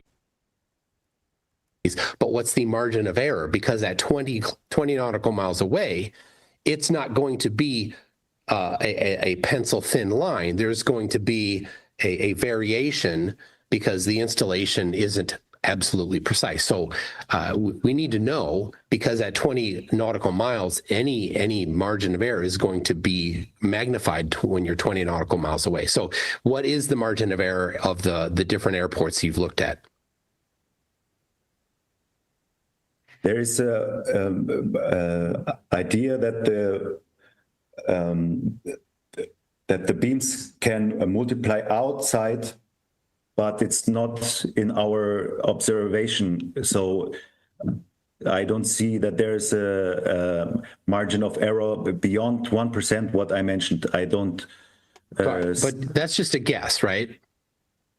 No, you're just guessing 1%. We tried that. It has to be absolutely precise. You cannot do it different because millions of dollars and lives... No, hold on a second. Yeah. Millions of dollars and lives depend on it. Millions of dollars and lives don't depend on... We covered it. Doesn't depend on the margin of error. They depend on that wedge getting smaller and smaller for safety. And see, I'm going to respond directly to his safety claim here, and he doesn't like it. They don't depend on and lives depend on how the airplane descends. So you cannot. You're correct, but it's one degree more or less. But Kevin, if that glide slope is 3.1 degrees, the plane will still land just fine. And if the glide slope is 2.9 degrees, the plane will land just fine. So there isn't a security or but we are not about land. Hold on just a second. I'm not done talking. Okay. There isn't a safety problem if there is a 1/10 of a degree or a 2/10 of a degree margin of error. The plane will still land just fine. And then the second thing is, what is the width It's not of about that landing. beam? Sorry, it's not about landing. You ask a question and So he gets defensive about this. He brought up the millions of dollars in safety, and I was directly addressing his millions of dollars in safety, but he didn't like it. but we are not landing the plane, and it's not about if the plane lands I fine. know. The plane will be at an static altitude, and we have the sine function. It's Mach, and We have the sine function. You know, so is this aircraft a rigid aircraft of constant mass? I don't know, but we have the sine function. Who cares about the rigid airplane? Who cares about anything? We've The side function. got a sine function. we are not landing the plane. It will land fine, okay, 2 meters above or below what it's expected, but we are not landing the plane. We are looking. Yeah, I didn't claim that. You said the plane Try will just listening land to fine. So gentlemen, let me just. Okay. It's so bad. It's just poor. He just, oh. Oh, All right. What do you think of that? I got to queue up the next one. So Now- let me know. when I first heard that, I kind of did a double take a little bit where I was just like, wait, what? You know, and then I was like, maybe I just misheard it. I had to have misheard that. So I went back to what my chat was talking about at the time, because I was like, we already heard this. We already kind of know what they were going through. And I knew what you're already going to present because we already talked about it. So I was just like, kind of like, I'll wait till Mike's done and I'll bring up my other variable that we need to account for. Yeah. So I thought I misheard that. And now I hear it back again. No, I actually heard it correctly. I just didn't do anything about it. So, and I've had this, I knew this was going to happen because this has happened multiple times in debates where they'll bring up some measurement and I'll ask them, what's the margin of error? And every time they say 0. Every time, which there's no measurement that has a 0 margin of error. And if they say 0, it of course, and I knew but we all know going in, flat earthers don't understand science, they don't understand measurements, they don't understand metrology. And if you say the word Not meteorology, metrology. There's a difference. and it's not a game on the NES either. Right. Didn't you also bring up the tape measure to help explain margin of error? Yes, I did. Okay. Yeah, I said, yeah, if it has 1 millimeter marks on it, what's the margin of error? It is at least 0.5 millimeter. It could be more because there could be other issues there, but it's The end piece and all that other fun stuff too. yeah, So. yeah, and it also depends. Like if you go down to Menards and you buy yourself a tape measure and you're measuring lumber, well, if it's off by 1/16 of an inch, you know what? You could just pound it into place. Right. But if you are measuring something for an airplane, whatever instrument you're using needs to be more precise than 1/16 of an inch. Wait. You're saying you can't use those little keychain tape measures is what you're saying? I would not. Yeah, I would definitely. Yeah. So, all right, I got the next one here. I did find the one point that I wanted you to bring up about for those who thought I was kidding, that he had a message app open. Yeah, what's the time? I'll jump to that. The timestamp this is from Shiva stream you have, right? Yep. 4708.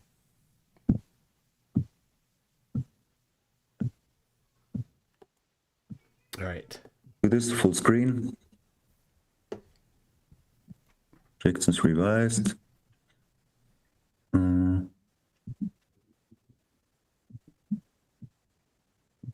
Right there. So you see where it says there's a message and with a notification in the bottom left. Right there. Yeah. So if you go back one, Go back. like 5 seconds. Here? Oh, I have to wait to get caught up on your stream because Oh, okay. you're not sharing on Zoom. Yeah, right there. So second from the left of the bottom row, that's a messaging app. Oh, It has one notification. right here. Yep. And the upper right has what it says, objections revised .01. Oh, that's great. All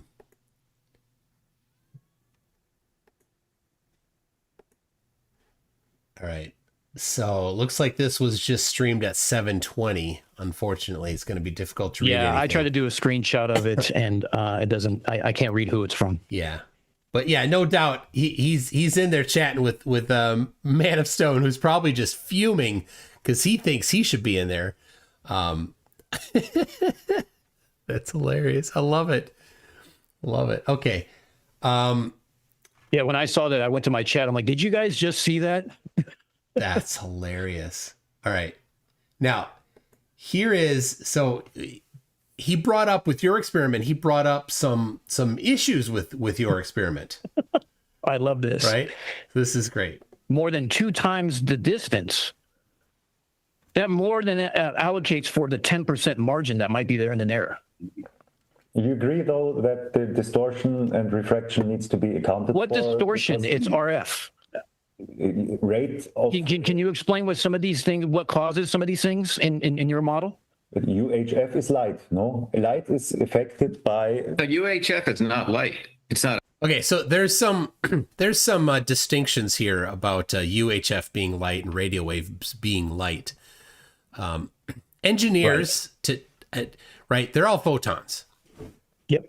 And so in one sense, you can be sloppy and say everything is photons and light is photons, and so everything is light. But that's pretty clumsy. But we're engineers. We're precise. Yes, we're engineers. And to an engineer, so when I was studying electrical engineering, radio waves were not light. Light is a part of the radio spectrum within a certain frequency range, but radio waves are not light. So it's not to an engineer, to a scientist. Yeah, it's not light. UHF is not light. To somebody that isn't familiar with the topic, they might say that, and it kind of is a giveaway that they don't quite have the background. So something that's interesting when we talk about horizons, right? So I talked about this with Shubil one time. It's that because of the wavelength difference between, say, microwave radio and visible light. For geodesy, they use 7.6 times the radius of Earth. In radio, we use 4/3. Yeah. I thought that distinction was interesting because of different wavelengths and stuff like that. It's all mathematically proven more times over than anybody can count. Yeah. Well, they use 7/6 under certain conditions. Correct. And I Right. use 4/3 under certain conditions. Yeah. So surveyors are discouraged from doing surveying work when the weather is not good.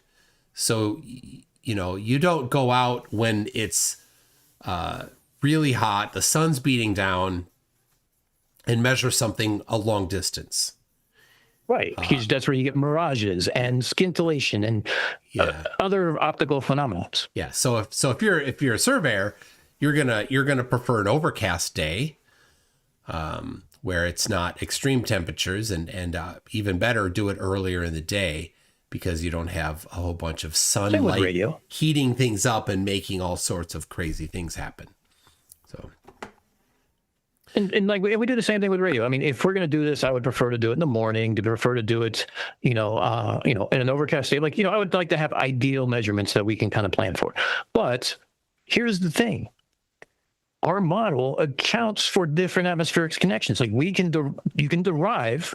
It's Walter Bislam's website did a great way of doing this to show how you can derive the K factor based on certain measurements, like we would take during the experiment, like temperature, pressure, relative humidity. From that, we can get a K value right there on the beach before we can adjust the model right then and there. Yep. All right. Let's. So he's talking about, if you heard it, he talked about refraction needs to be taken into account. So listen to what he says here in a little bit. Optics. It's not visible light. It's not visible, right? But So there's no it's mirage, there's no frequency. scintillation.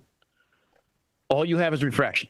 Yeah, you have invisible light as well, but it's a radio frequency. Yeah. Okay, so what mechanism do you think occurs over water and what effect do you think that would have on a UHF radio signal? Because this is stuff that has been used in the military since, I don't know, for 80 years. And it's been used in the civilian world. This is what I grew up on.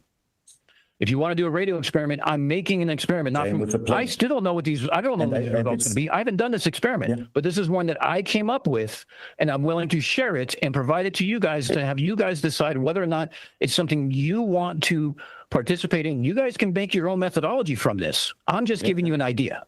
Okay. Humidity is one problem, for example. Humidity is not involved in my like that much of if you have water dispersing just in front of just a question of the water.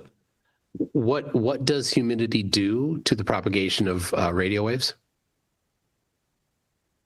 What does humidity? Yeah, you said humidity is a factor. What does it do? Stalling. Yeah, it can. Stalling. I don't know the full claims, but Oh, you don't know. Okay. Yeah. Then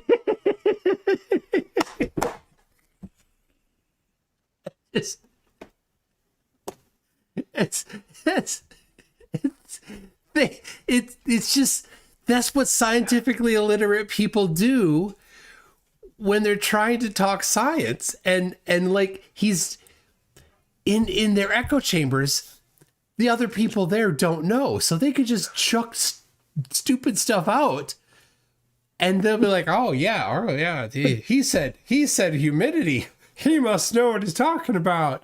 Like, Wait, but did you notice 2 seconds before you stopped that this is why I think he's stalling.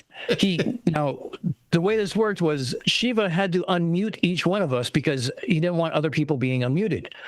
So he accidentally muted himself and then kept talking or whatever. And, because he was waiting for the answer from Discord or whatever messaging app he had open. yeah, it's probably Telegram is my guess. But yeah, he's like, help me, man of stone, you're my only hope.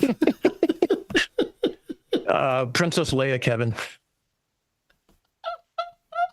So, I'll give you a hint. I'll give you a hint, Flatties. Humidity reduces refraction. Flat earthers think humidity increases refraction. They don't have any idea, of course. But you can measure it. And then you can make a model out of it. Okay. Do you know why? Like, it's been measured and it's known, but do you know why humidity reduces refraction? Do I know why? Yeah. Because it basically it enhances the horizon by not allowing the it doesn't. Well, I'm always taking everything into consideration. So, like, if it's the difference in refraction between something that's low humidity and low temperature versus high temperature and high humidity is very minimal. It's like 0.01 or something like that. So it actually extends it, but it's more based because of the temperature and everything else too. So they work in tandem. But refraction itself shortens it. I'm guessing because it doesn't allow it to bend as much, or because it bends it further, so that way it enhances the horizon. Well, that wasn't why. So, in the I air. didn't know there was a test.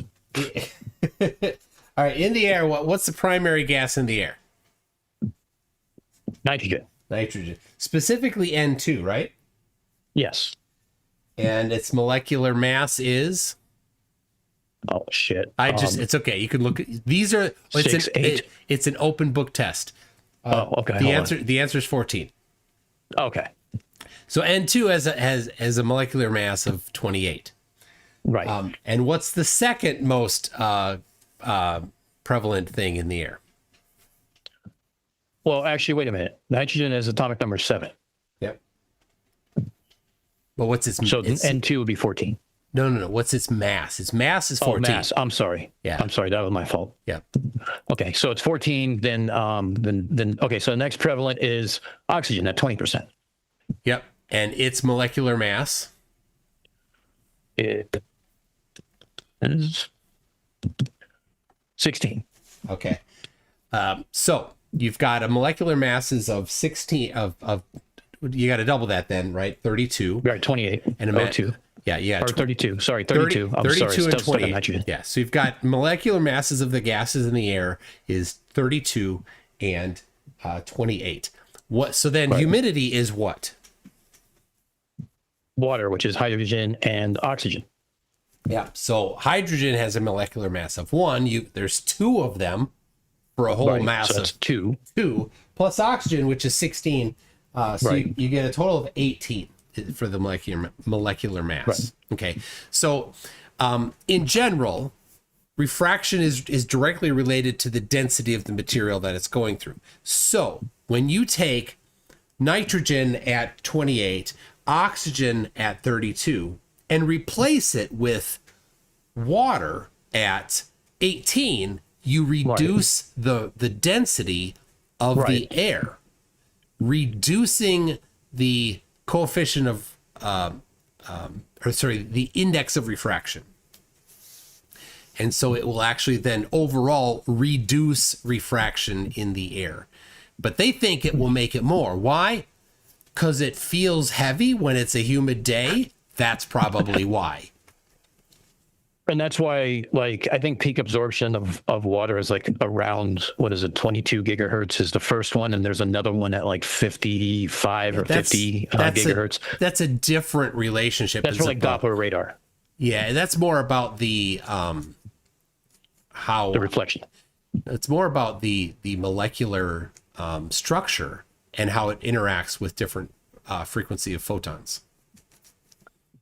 So different. So like having to allocate for rain fade. And that was a pain. When you're in the Northeast. Well, yeah, and rain is different because it's not gaseous. Right. And so when they say humidity is not liquid water, it's gaseous water.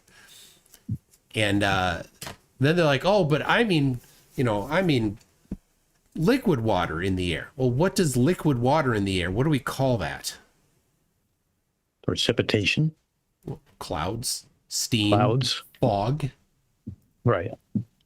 But you don't if you don't see fog, clouds, steam, then you aren't seeing a whole lot of liquid water in the air. Now you can see like right near the surface of the water, like you can have churn from waves that's putting larger droplets in the air, but they don't stay up long. They fall.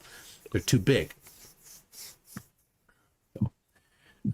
Anyway, I keep forgetting we're doing middle school testing. I'm trying to overthink this. I know. So Man of Stone, Kevin, if you're watching this, there's your answer that Kevin didn't know. It reduces refraction is the answer. Okay, I've got one more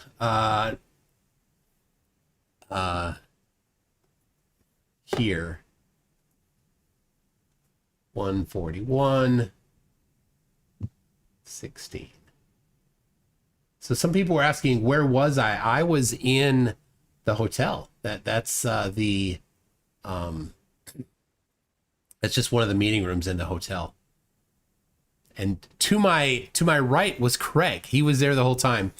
And Rubik's was there as well, right next to me. And you can see I have one earbud in. My other earbud I gave to Craig so he could listen, because Rubik's had her own, but it was to go around the neck, right? So she couldn't like give it to him. But apparently I found this out. My ear canals are small and Craig's ear canals are large because my earbud kept falling out of Craig's ear. And yes, we did share earwax. Nailing it down. But we're not here for that. But can we exclude the sun now? Or you're fine with your... Well, I just want to read some, before we move on. By all means. Look, science is about being specific. there's a lot of nebulous way that you've been, frankly speaking, Kevin, and it's a little bit disconcerting. Okay. The bottom line is you don't have a error margin, and that needs to be figured out. You need to come back with a mathematical formulation, and hopefully we'll see that. But it needs to be precise. It can't be hand waving, and it can't be just randomly saying some random stuff. Okay. Number one, Dan has proposed to you, if you guys want to use, electromagnetic waves, he's provided you UHF. And that gives you, from frankly, what I'm hearing, a pretty 1 or 0 answer, because it's just based on distance. You've been sort of just dropping all sorts of terms, and frankly, they're all irrelevant. No, So it's please don't do better. No, they're irrelevant. 0 versus 1 is No, not they're that good. irrelevant, because when you bring in humidity and you bring it in, it's not going to change the end result in any appreciable way. No. And furthermore, let me finish. So Shiva picked up on the humidity thing where I asked him that and he was just baffled. He had no damn clue. Like to actually say, I think that you need to account for this particular thing and then not know what the hell that thing would do. That's embarrassing. And Shiva I loved how he picked up on that. You also have the opportunity to look at the weather and decide when you're going to do the experiment to reduce those variables. All right. This is like fucking second grade stuff. So please don't. I included that. No, let me finish. My point is, as someone who's a working scientist, I don't like people just saying random words to confuse people. And that's what you flat earthers have frankly been doing. And we're trying to get credentials. We can interject and say fallacies if you are saying those, because it's an appeal. No. You're just saying, no, stop it. It's not saying true. Stop it. You're not speaking to some social media people who you can bullshit. Okay? Fallacies are. You're just randomly saying words that have no meaning. Look up fallacies. Look up the term fallacy. Go understand what a model is. Go understand what error margin. That's your homework assignment. If you were in class, you'd be probably as an undergraduate right now. So go on. No, I disagree completely with this. If he was in class, he'd be in 3rd grade right now. Oh, God. Understand that. Okay? It's really insulting to everyone out here. So go understand basic stuff. And Dan has provided you, out of his generosity, a way you could do this. If you don't want to do this, stick with your thing. With all its issues, you're going to have to include error margin in it. All right? If you want to do that, go for it. But he's giving you an alternative, which frankly makes it a 1 or a 0. And maybe you guys don't want that. Of course, we want a good experiment, but I say one. What your One or experiment zero is, isn't as good as 2 different distances. well, first of all, where you didn't can do go this closer to one experiment. A distance. guy who was banned from this, and you're lying because you have his name all over the experiment. didn't lie. So you told you misrepresented. You've misrepresented yourself. No, I told you as soon as you asked me, who is it? I say it's not my experiment. Where did No, I had to ask twice. Okay. So you've misrepresented the presentation here. This is not from you. It has his name all over. Because you do us. Yes, I don't deny it. You do association After I asked you, all over. you didn't say this is not my experiment when you presented this. It goes still since January. This has happened since January. You have an individual who's been in the flat earth community confusing everyone, and his experiment has been presented, not yours. That's misrepresentation. Because you exclude everyone who are the good at math, Good? the good Who? physicians. Yeah. This is amazing. This part is amazing. All right. Toon, everyone knows I am everything except generous. So, the fact that I put together something for them, I think, I know. Oh, all right. What's about to come is my favorite part. Kevin said you excluded everybody that's good at math. All right. He set it up. Yes, Stone is good at math. Ellen is good at math. Yeah, right. Shane No. here, Listen. And you don't Listen. want those people, so I have to take over here. We can give him a math exam, and I can give him an MIT math exam, and I'll judge how good he is. Okay? Ellen showed you already kinematics isn't. and dynamics. You're not an expert in it. I'm not, but the You others. didn't So study I like. this. Have some respect for people putting. So Stone, Shame Saint Plagiaire, and Alan Space Audits are good at math, he thinks. Oh my gosh. Isn't Alan the same one who measured a hypotenuse in degrees? Yes. Okay. Yes. Alan in the debate with myself and Peter Markley. yeah, Markley, yes. He had on his diagram Yes. hypotenuse pointing at the angle. and it wasn't just oopsie.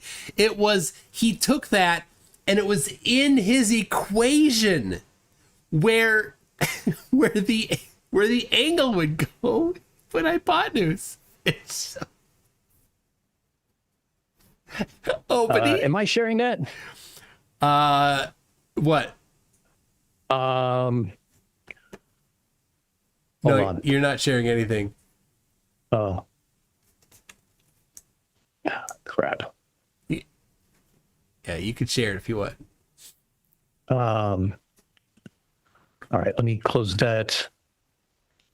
All right, I know what it is. I'm going to move you over here so I can do it the right way. Oh, I felt that. I felt it when you moved me. Yeah, well, just put on a seatbelt because it got moved pretty quickly. Hold on. All right, here we go. So for those who are wondering, this is what we were talking about.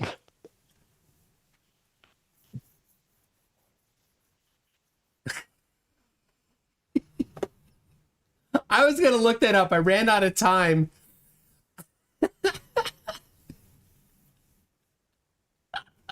Oh my gosh. The hypotenuse. No, I have this on file. Do you know why I have this on file? Oh. Because when they didn't like my Battle of the Beams debunk that I presented on the Drunk Debunk show, they were going, someone else watched the video for them, so they didn't have to. They actually admitted that Galatrax did all the work for them. And they keep telling me that they're still waiting for me to engineer an 80-year-old RF system that was designed and built by an entire country full of scientists and engineers. While I have a full-time job, I'm constrained by FCC requirements on how big of an antenna I can build. They want me to actually spend 2 years of my life to re-engineer it to prove it to them. And they're like, well, we're still waiting on the numbers. Well, I'm still waiting on a hypotenuse, Alan. Is this you?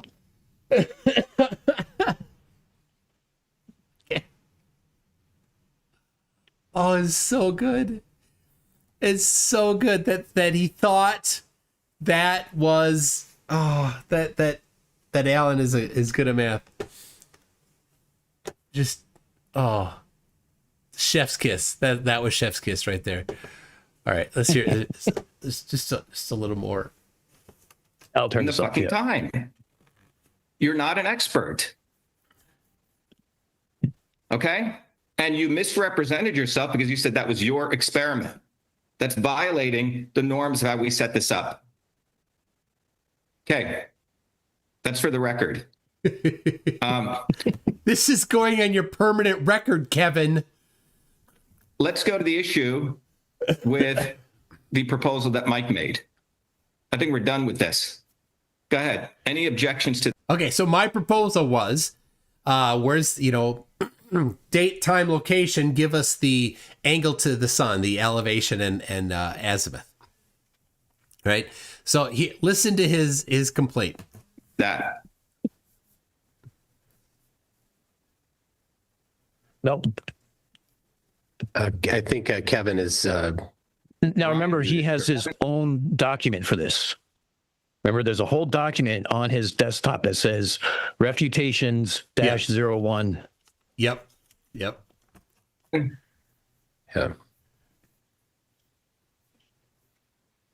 I think Kevin is muted. You muted. Yes, I muted Okay. myself. All right. So first, you said that if this mathematical model is able to predict. Now, first of all, why don't you first, because they re-explain what you wanted to do. Why don't you, for the record, restate what the experiment that they're saying, the observation, the mathematical model, and be as precise as possible without some hand waving. Go ahead. like to include the error margins. Oh, now he likes error margins. I will look up the error margins for the beam divergence and the error margin. The other error, what was the other error margin? I don't remember now because I was already at this But time. Dan actually gave you the error. No, 0.6. One is the beam divergence he's error responding module, to yours, error Dan. margin, and the other is the DME, which Dan actually The distance, exactly, the distance. Yeah. The 0.6. I saw that in this document there was a 200 miles, but I will look it up, yes. Yeah, I think you should. And then the other things we asked for are, we want to look at the viability, because we have, here around 35 people, and we have about 1,300 people, at least on Twitter. We probably have several thousand people, in spite of all the shadow ban. But those 1,000 people, we want them to be able to do it. Okay. So what would it cost them to do this? And if you can, you said 500, but I think it'd be valuable to know what it would actually cost them to go do an experiment like this. Okay. And that you don't have to, obviously you don't have to give that right now, but it would be good between now and the next. The live chat is hilarious. The flatties in here were Oh yeah, I had to watch this so I could watch the live chat because I was actually streaming it, so I was paying attention to my chat. And when I rewatched it, and I saw the absolute meltdown from a few flirts, including one that said he couldn't wait to clip up my entire segment and put it through AI so he can cook me. He has to send it through AI, huh? Yeah. He couldn't do it himself. Yeah, I wonder why that is. So this is funny. Dude, there are plenty of Flat Earth channels that would own this clown who spews out mainstream garbage and gets upset when it's challenged and finds little pitiful excuses to whine and be offended. Those channels were invited and didn't come. Mark Sargent, Eric Dubay, Thompson. Witsit was invited, said he'd come.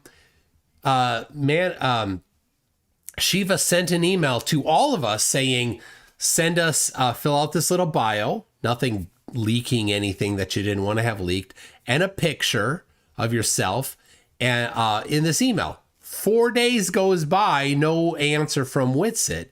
In the meantime, Shiva's like, I guess he's not coming, so he filled the panel in the meantime. So Witsit said he didn't respond for 4 days to that email. Well, not responding to 4 days to an email seems like you're not coming. So yeah, where were they? I'm trying to find it. There was a comment I snipped. I'm trying to find it real quick. Let's see. There's some of Indio saying that they would do this. So one flare said, nautical miles means water. Why are you measuring water miles? So nautical miles are the standard standard measurement for flights. Yeah, but I just thought you get a kick out of that one. There's another flurf who said, shit, that won't work. Instruments already transform for globe internally. This guy is going to fuck us up because he doesn't get that instruments in airplanes spread adjust for WGS 84. Well, it's interesting that he's doing that, but that's not the case for ILS.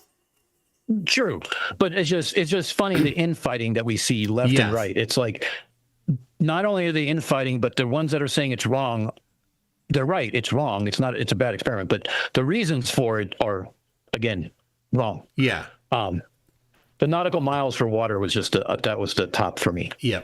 I read the one about the instruments account for the globe, and I'm like, this guy's not a flat earther, right? But he was. I was a little confused by that, but it's. I didn't know until I started looking into it that this type of instrument is a it's kind of a basic analog instrument. Mm-hmm. So it's not computerized. It receives a signal and it gives you an indicator on the little display, right? It's not precise. It doesn't need to be precise to get you to land. Well, and then I saw two messages that after my experiments, before I was going to get cooked through AI, was that a radar horizon on a flat Earth. There would be a radar horizon on a flat Earth. What horseshit? And also, the only globe evidence for ducting and refraction is a flat Earth. That makes no sense. Yeah. How unsurprising. Hey, All right, I want to still hear. waiting to get cooked though. Yeah, that's going to be great. I want to hear Kevin's response to our proposed experiment. Next meeting to have that. Maybe we'll do another pre-meeting because we're Dr. Prabhakar is actually going to do a draft document, a white paper, which we'll publish. Okay. Cool. Let's move on to the flat earthers now questioning the globe earthers on their proposed experiment of using the altitude and the azimuth of the sun, which is observable pretty much every being on this planet, and a simple formulation that flat earth would have to come up with. And based on, by the way, to flat earthers listening, you can do whatever assumption you want, whether you want to say there's a dome, whether the dome's spinning or not. You just have to state the assumptions and you have to derive your model. Same things to the globe earthers. You're going to have to derive your assumptions and you'll come up with your model. So relative to that, Kevin and Ryan, and unfortunately Bobby's not here, what are your questions to the globe earthers? Yeah, you think that if this mathematical model is able to predict the observation of the sun, then you have evidence flat or round. And I say... So you would have to come up with your model, you take in all your assumptions, and then you have to develop your mathematical equation. Does that make sense? So you're going to put latitude and whatever you want to do, full freedom. The methodology makes sense in a different...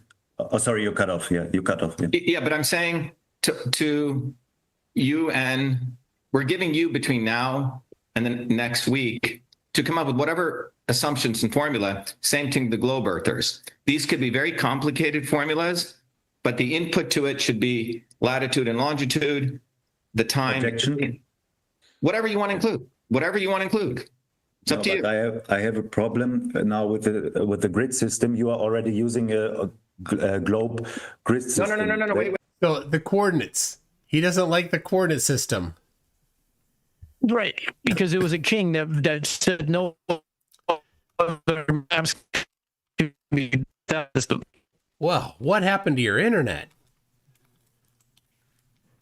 You started roboting. Or was it me? Mine? Yeah. Hope it wasn't me. It may have been mine. Okay. Yeah. Some king somewhere said you can only use longitude and latitude going forward, and therefore, by decree of the king, no one else can do any map besides that. Some king that is not the king of the United States. Correct. Who doesn't have... apparently a world king that we don't know about. Doesn't have authority in the United States to declare such a thing.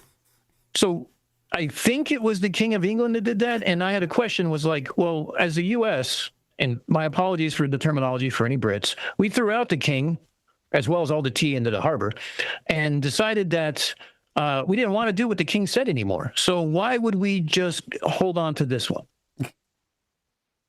Well, Kevin doesn't bring it up, but he complains about, and we didn't say it was going to be latitude, longitude. We just said location. Right? So we give you a location, date, and time. He's like, well, you're already using a global coordinate system. Like, you don't want to use latitude, longitude? You better not be using your phone to get around, because that's what it's doing. Use whatever coordinates you want, but make sure you translate that to a flat plane. Yeah. Wait, time out. The globe people come up with their assumption. You come up with your assumption. Don't be, this is what you guys keep doing. You keep talking about the globe. Yeah. Let the globe people come up with their model. Don't go attacking the globe.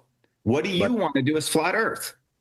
So I'm not here to critique the sun, or don't I? no, you have to, the flat earthers have to come up with their model assuming flat earth. So this is what's going to really put where the rubber meets the road. You can't go pointing at the globe earth people. What is your model of a flat earth? And come up with your formula. By the way, I've actually done it. So We have so Mike, real well. quick. Remember when we punched holes in their experiment, we went after the experiment. We didn't say, well, flat earth is going to say this, or, based on your model, it's going to be this. We used what they presented as information. Yeah. And we said, here's your margin of error that far and exceeds what you're trying to measure. Right now, all I'm hearing from Kevin is nuh-uh. Yeah. Not very impressive response so far, but Globe skepticism is what I'm hearing, as opposed to where's your flat Earth model. Do you think this is on this is like point one on his list that he was given? No, well, probably 0.3. He probably skipped the first two. Okay. All right. Well, because he did say a couple things before. I couldn't make it out. Yeah. But now we have spent half an hour to object my. But do you understand that you have to just to be clear, just like for your airplane example, the globe earthers have to come up with their formula, and flat earthers will come up with theirs. For the sun model, you have to come up with your flat Earth model, and the globe earthers have to come up with their model. You want to do an observation, and I did the whole experiment. There's no experimentation suggested already. This is my first critique. What's your problem? So he's trying to claim that it's not an experiment because of the Oakley method. Mm-hmm. And of course Shiva's not going to have anything of that. The experiment is I'm looking at the sun. And what are the variable, the dependent and independent? Wait, Kevin. I really have to wonder whether you've even been listening. Oh, my the stream. The video froze. Yeah, the video froze. Let me fix it here. But that line right there is gold. I have to really wonder if you've even been listening, Kevin. Well, no, because he's reading from a script. Yeah.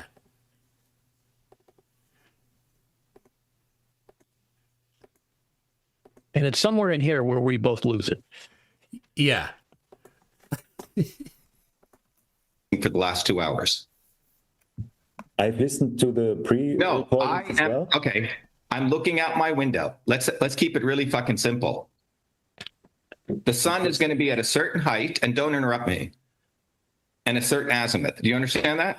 Do you get that concept? I'm already laughing. Yeah. And there's no prediction coming. It's a post-diction. We finish. You're going to look at it. Your model is going to predict where the sun's going to be. And if that model matches the observation, then you're right. What are you missing here? Did you not understand F equals ma? F equals ma is. Did you not understand what we spoke about in the beginning? Yes. It's something completely else. But we have no prediction here. The sun appears in this at your window, coming back to the next time. You have no connection to the ground. What are you talking about? That with the. What are you missing here? Should I do it as a kindergarten drawing for you? Start with the lat-long system, please. Start with what? The lat-long system you suggest to insert as a location value. Okay, I'm not going to talk to you because you seem either not understanding something purposely. I'm understanding very well that the lat-long system is part of the spherical model already. That's their model. So you're going to have to come up with your own model. Why are you talking globe people? So if you need to simplify, you can say, for a person standing in this city on this street corner or on this beach on this spot, you don't need to use lat long. Just use a position and create your own coordinate system. Perfect. You can create any coordinate system you want. So what do you think? What do you think he's gonna actually try to do here? Because either, I mean, if he shows up, he's going to have to The first thing is going to be, give us your model. Right. What's it gonna do? What's he gonna do? I've been kicking around different ideas trying to figure out what exactly it is, because like that's, the background of intelligence is always trying to think what other people are thinking so you can jump ahead. So I was sitting there and thinking about it, and I'm like, how, if you can't use GPS because he already said he can't use GPS, Lat so long. therefore Lat long. Okay, I'm sorry. Lat long. He already said he can't use lat long. And the only thing that comes to mind is hearing Shame scream gratical at like the top of his lungs like a parrot. Yeah. And there's you can transform a coordinate system on any shape or something like that. It's like, great, then transfer it onto a flat surface. Then I don't know how they're going to do that, but they're going to have to show the math of that. Yeah. I'm not seeing how that's going to work. So now you can say lat long is a polar coordinate system, Right. Which is exactly 100% what the Gleason map is. Correct. It is a polar coordinate system claim about the Earth being flat, and that is the map that they've used for 150 years. That's the model that they've used for 150 years. And now there's more recently a couple people that have gone on to different ideas, but it's been that, and the Gleason map actually says there's 60 nautical miles per degree. Right. It's talking about latitude. Because if it's longitude, it would be a cylinder, Right. not a circle, and it would not be Right. flat. So Like, because you guys measured in Punta Arenas, the longitude line's getting closer. we did, never mind that. But so anyway, so you can do that, and that is what the claim has been. So, and fine, if that's what they're going to do, I don't know what other thing they could do, but we could probably say, okay, we're going to take this position, and it's going to be December 5th, and it's going to be Minneapolis, Minnesota, and it's going to be at the Pillsbury Park at the top of the hill there. Right. And for the globe, we have latitude, longitude. Right. And for flat Earth, whatever the hell you want it to be, figure it out. And I'll go there on that whatever day, right? And I'll measure the angle to the sun at whatever time, and we'll see. But here's the part they might get hung up on. Now, I might be wrong, but if they go to the southern hemisphere, it still has to work, right? Well, it won't work in the northern hemisphere either. Oh, I'm just saying, let's just kind of like give them a win here and say, let's say it's close. All right, it just somehow or another they can reverse engineer to get close. But then they have to apply that same thing to the southern hemisphere, which is going to do what exactly? It's going to be farther off. Yeah. Because that's the thing; it has to apply to everywhere. That was what our stipulation was, right? Yeah. That's how it was presented. I'm anxious to see what they're going to come up with on Saturday. I'm excited. I can't wait. I can't wait, but I'm scared that none of them are going to show and ruin our fun. You know what? Yeah, I think there's going to be some personal issues, maybe some connection problems. I see some issues. Technical issues, I think, would probably be the easiest one for them to explain away why they couldn't show up.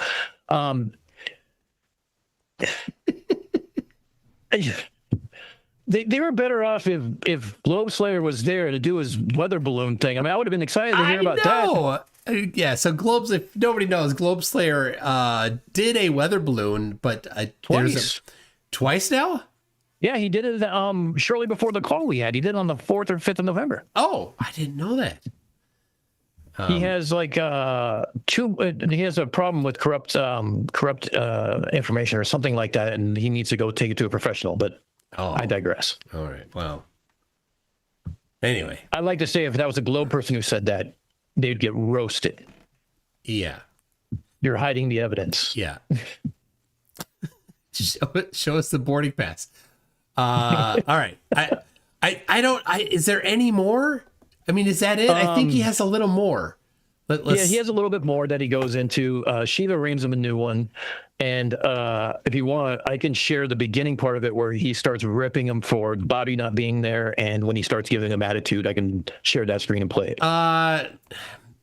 Or do you not care? No, I think I just want to hear the rest of his complaints about our proposal. Yeah. And I think that'll be good. Oh, no, I want to hear that. I don't, Yeah. I mean, I don't really care about that, but I thought just that somebody might want to hear how the call started. Yeah. It did not start on the right foot. Well, you know what? Maybe that could be a standalone. You Yeah. Shoot me the. Well, actually, Shiva. Yeah, I'll trim it out of the live and repost it. Yeah. All right. Cool. Spherical, polar, Euclidean, non-Euclidean, linear, non-linear. It's up to you. That's called mathematics. So you're going to use your coordinate system to define, let's say, position of the observer and the position of the sun. Your mathematical model will take the position of the observer and time and output a position of the sun. Everyone clear on that? It's really simple. It's trivial.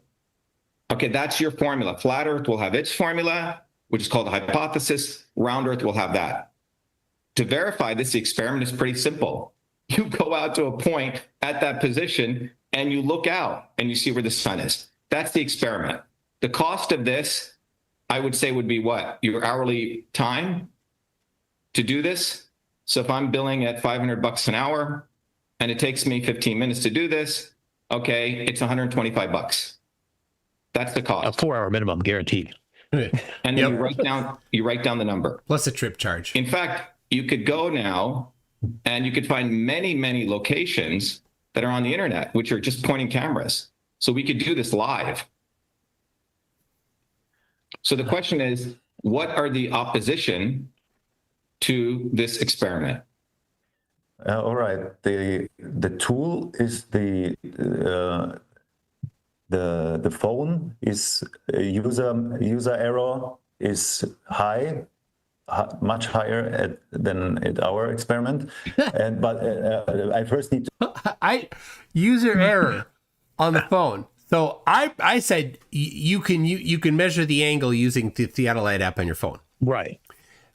You could use an actual theodolite, right? Yeah. But the theodolite app on your phone, he's like user error. What user error would you get measuring the angle on the phone? You lift up the phone, you put the sun in a little bit of the middle of the line there, and you read the numbers. I think he's I think he means margin of error. No, I think he's saying that flat earthers couldn't do it. They couldn't figure out how to use the theodolite app, which I possibly can confirm, because in Antarctica, Whitspit, when he used his eyeballs to measure the angular elevation of the sun to be more than 34 degrees, and it was actually 29. That doesn't sound like more. I mean, maybe my counting's off. No, I'm like, hey, I was trying to help him, right? I'm like, you could download the app, and so he used satellites orbiting the globe to download the theodolite app. And then he asked me later how to use it. I'm like, there's nothing to it. You do this. Oh. And then the number is on the screen. It's God. You can even screenshot if you can't read a number if you're wearing those polarized sunglasses. Yeah. So just take a quick screenshot, then go in the hut and go look at it. Yeah. So the phone, the actual device in the phone is precise to 0.01 degrees. The display in the theodolite app is 0.1 degrees. But 1 degree is plenty of resolution, because the difference between the globe and flat Earth isn't going to be the difference of half a degree. Right. The globe is going to say it should be 34 degrees azimuth. And flat Earth is going to say it should be 87 degrees azimuth, right? Whatever it's going to be dramatically different. And so if we do find, if there is a location, date, time where they're close to each other, where the predictions are close, well, then we'd choose a different location, date, time. Wow, that's almost like science. Oh, amazing. All right. That's one. That's hilarious. To start with experiment or not, which I tried to say a couple of times, because we don't have this surface of the Earth value, and we want to determine the surface of the Earth. And then we have two models of the sky, but we don't have the connection to the ground, and we observe the sun in the... So just for reference, his experiment was looking at things in the sky, the airplane, not measuring the ground. Sky, odd, which is nothing like an experiment for the surface of the Earth. Those two things are very different, and I don't know why I just noticed Shiva's face. That simple truth. Yeah, he's not amused. I tried to do it in the pre-show, but what are you talking about? What simple truth? Are you telling me you don't know where the sun is when you're looking out your window? No. To the left. This is where we start losing it. Below. What are you talking about? But what is your connection? You're talking a bunch of nonsense right now. What are you talking about? I'm not. I know what you're talking about, Kevin. You look out your window, the sun is at a certain location. Everyone could come to my house, and we could all look out the window, if you want to keep it constant, and flat Earth predicts where the sun's going to be, and round Earth predicts where the sun's going to be. It's that simple. Why are you making it so confusing? Because it's a post-diction and not a prediction, because the sun has appeared in that position. No, you predict. No, you predict it, and then you look at where it is. Go into a bathroom with no windows. Make a prediction. Walk outside the bathroom.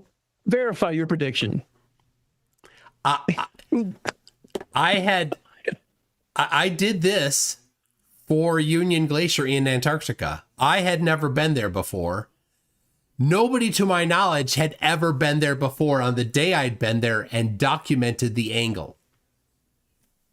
I didn't use the previously measured angles that somebody else did in order to make my prediction. It wasn't a post-diction. It was a true prediction. There was nobody that had ever done that before.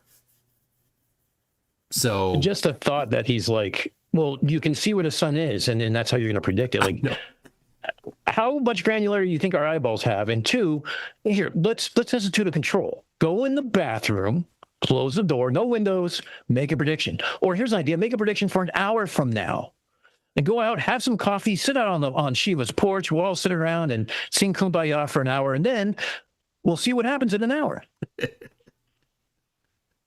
It was so desperate. Reaching. He was doing lines of cocaine right across the whole thing. It was just straight copium.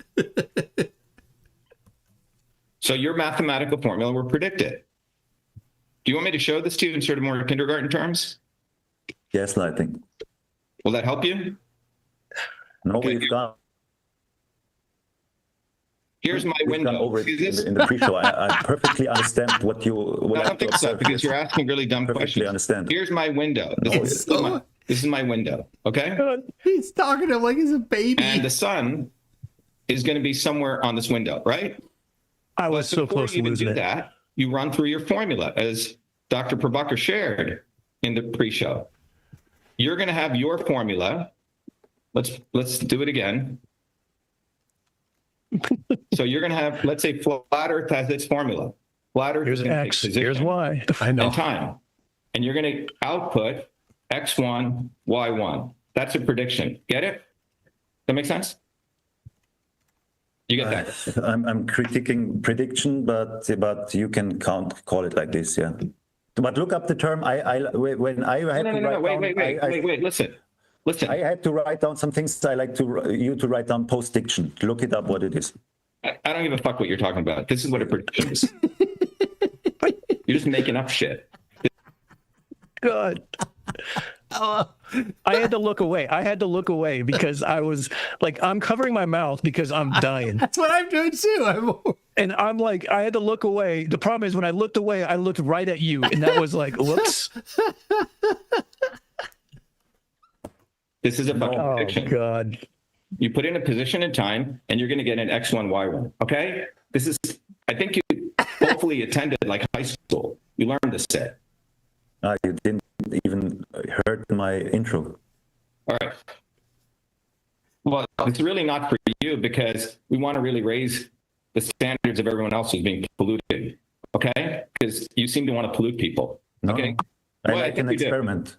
I think you're just saying words. Do you understand this? This is a formula which will predict globe earthers are going to have their formulation. They have 1 week to come up with this formula. You're going to have to come up with yours. Are you capable of doing that? We can try something, yes. Something. Try No, something. you guys should be able to know math. We gave you guys a week. The original thing was you would do it live.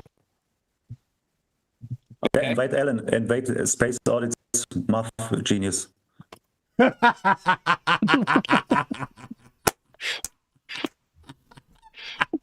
Oh, God. Invite Ellen, Space Audits, math genius. Oh.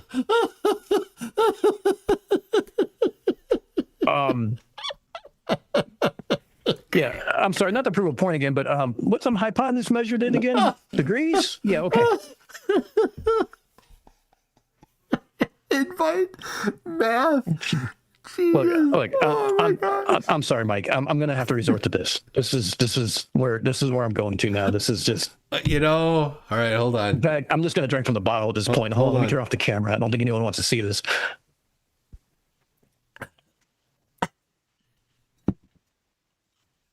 I'm with you. All right, hold on.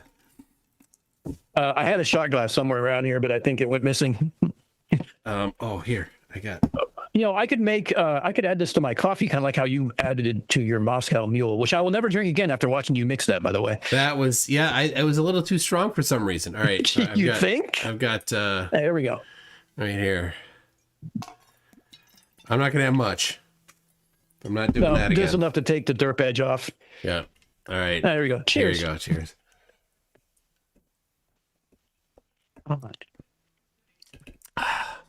Spiced rum. It is the spice of life. Look, I'm a sailor. It's got to be rum or nothing. I kind of like it just straight like that. Yeah, it gets the job done quick. That's for sure. Yep. And so, yes, Grey Duck, made in Minnesota. With potatoes? I don't know what they use. Was dirt harmed in the making of that vodka? Maybe. And the reason, do you know why it's called Grey Duck? Wasn't a big. I remember hearing this one time in your streams. Like I think it was about a year ago or something. Was it because of a nursery rhyme that you guys do? It's we do not play Duck Duck Goose. We play Duck Duck Grey Duck. Is it like Duck Duck Black Swan? But then the person gets refracted and trips. Yep. All right. I don't know if there's any more that we need, but I'll play a little. Hold on. You can play a little bit more because he just gets hammered. Okay. You can go. You have all Okay, so yeah, this is where I bust out. Live? what you want. Okay. You can go. Oh, it didn't get broadcast. That's good. I just belted out laughing, and it didn't. For some reason, pick it up? It didn't. No. It was I too muted much. myself because I was afraid I was going to be just too much. I was trying to be respectful. I was trying to be serious, but Oh, You have Whatever. all week to go and do it, and you can come present. You can go talk to Einstein. You can go talk to anyone you want. Okay. you can talk to math genius Alan Space Audits. Okay, that's all. That's all. I got Just some super invite Alan. chats. Oh, just Alan, Space Audits Alan, you can put together the flat Earth model that given a location, date, and time, because you're a math genius, your 60-degree hypotenuse, use that 60-degree hypotenuse and the cosine, or is it sine? No, sine. Kevin has sine. He used sine in his model. So should we maybe take a moment to explain SOHCAHTOA to him, or no? No. Okay. Dude, I'm not gonna phone a Flurf. It's a little past Mikey's bedtime. And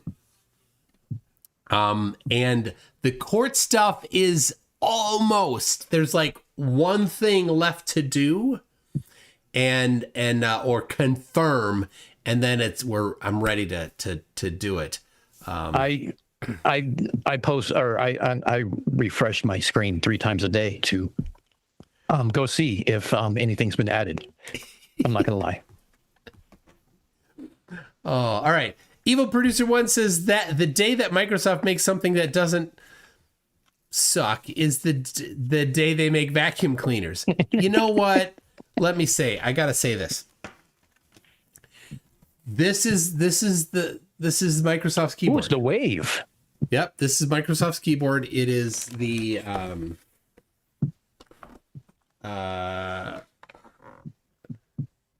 Microsoft Natural Ergonomic Keyboard 4000.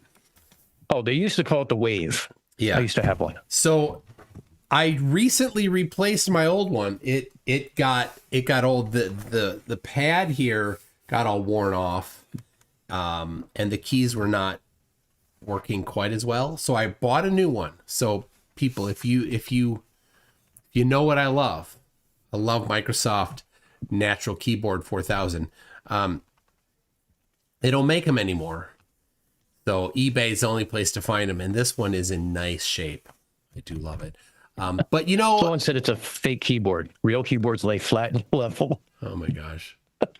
So, but I think this keyboard is so nice that I think if Microsoft could really focus on their strengths, like if they made just keyboards and joysticks and maybe mice, I think they could pull through.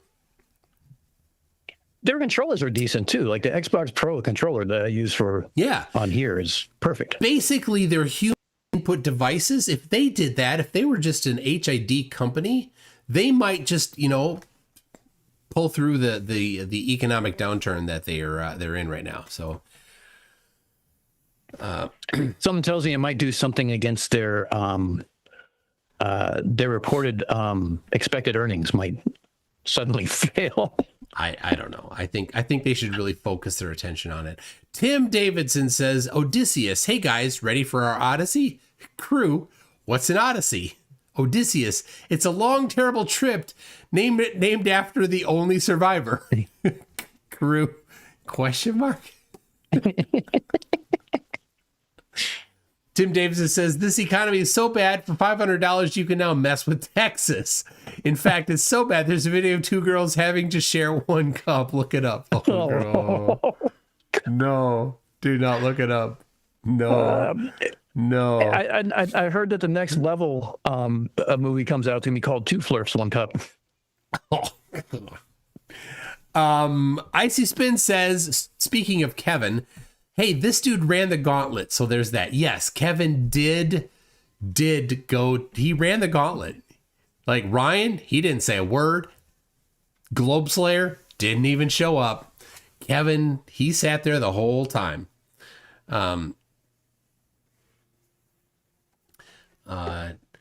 Icy Spin says, check DMs for an OWRS.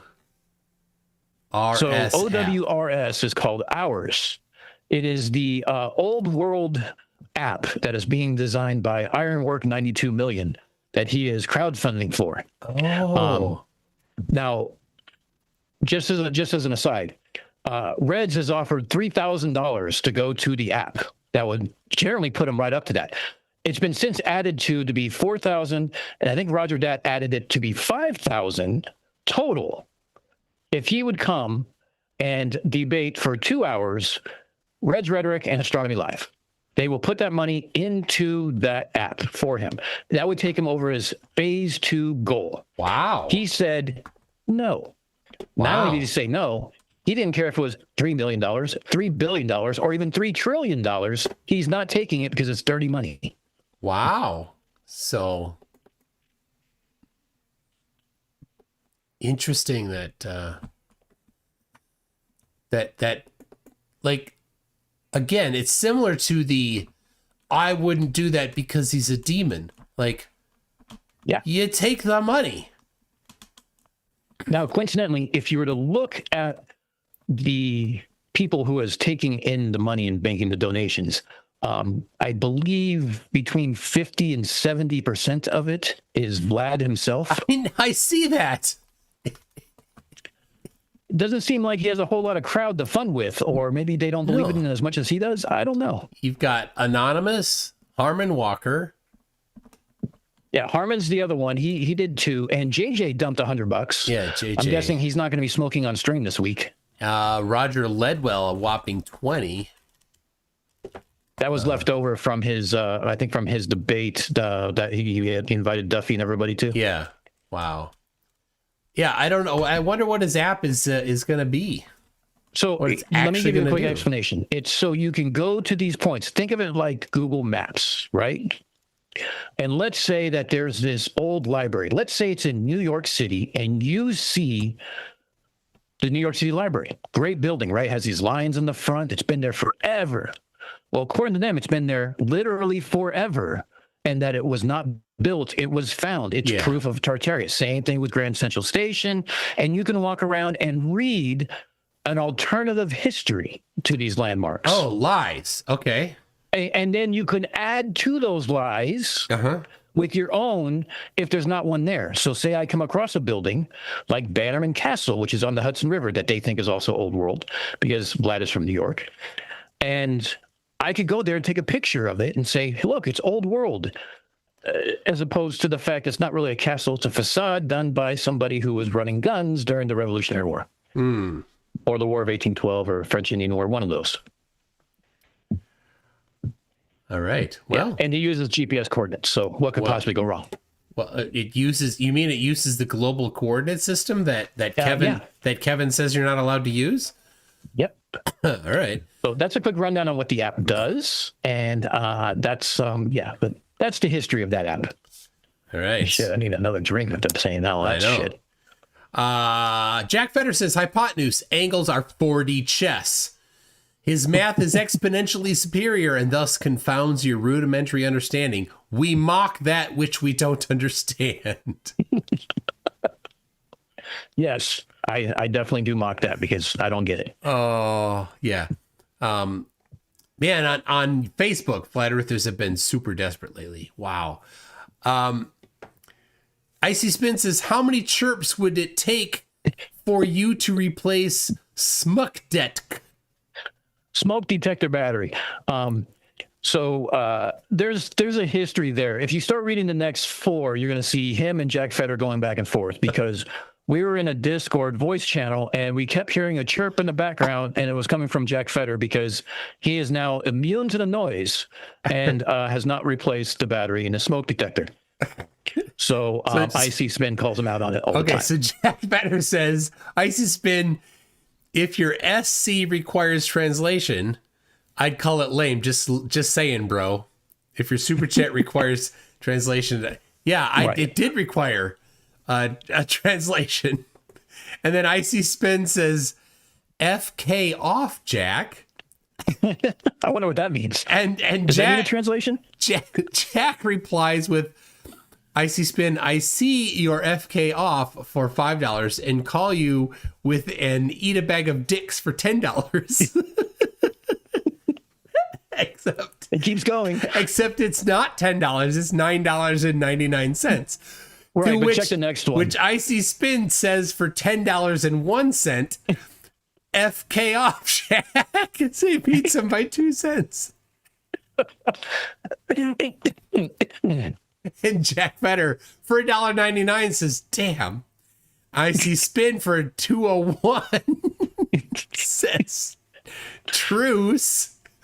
Jack Fitter says, I see spin only because my allowance ran out. Jack Fitter says, your mom makes me work for it.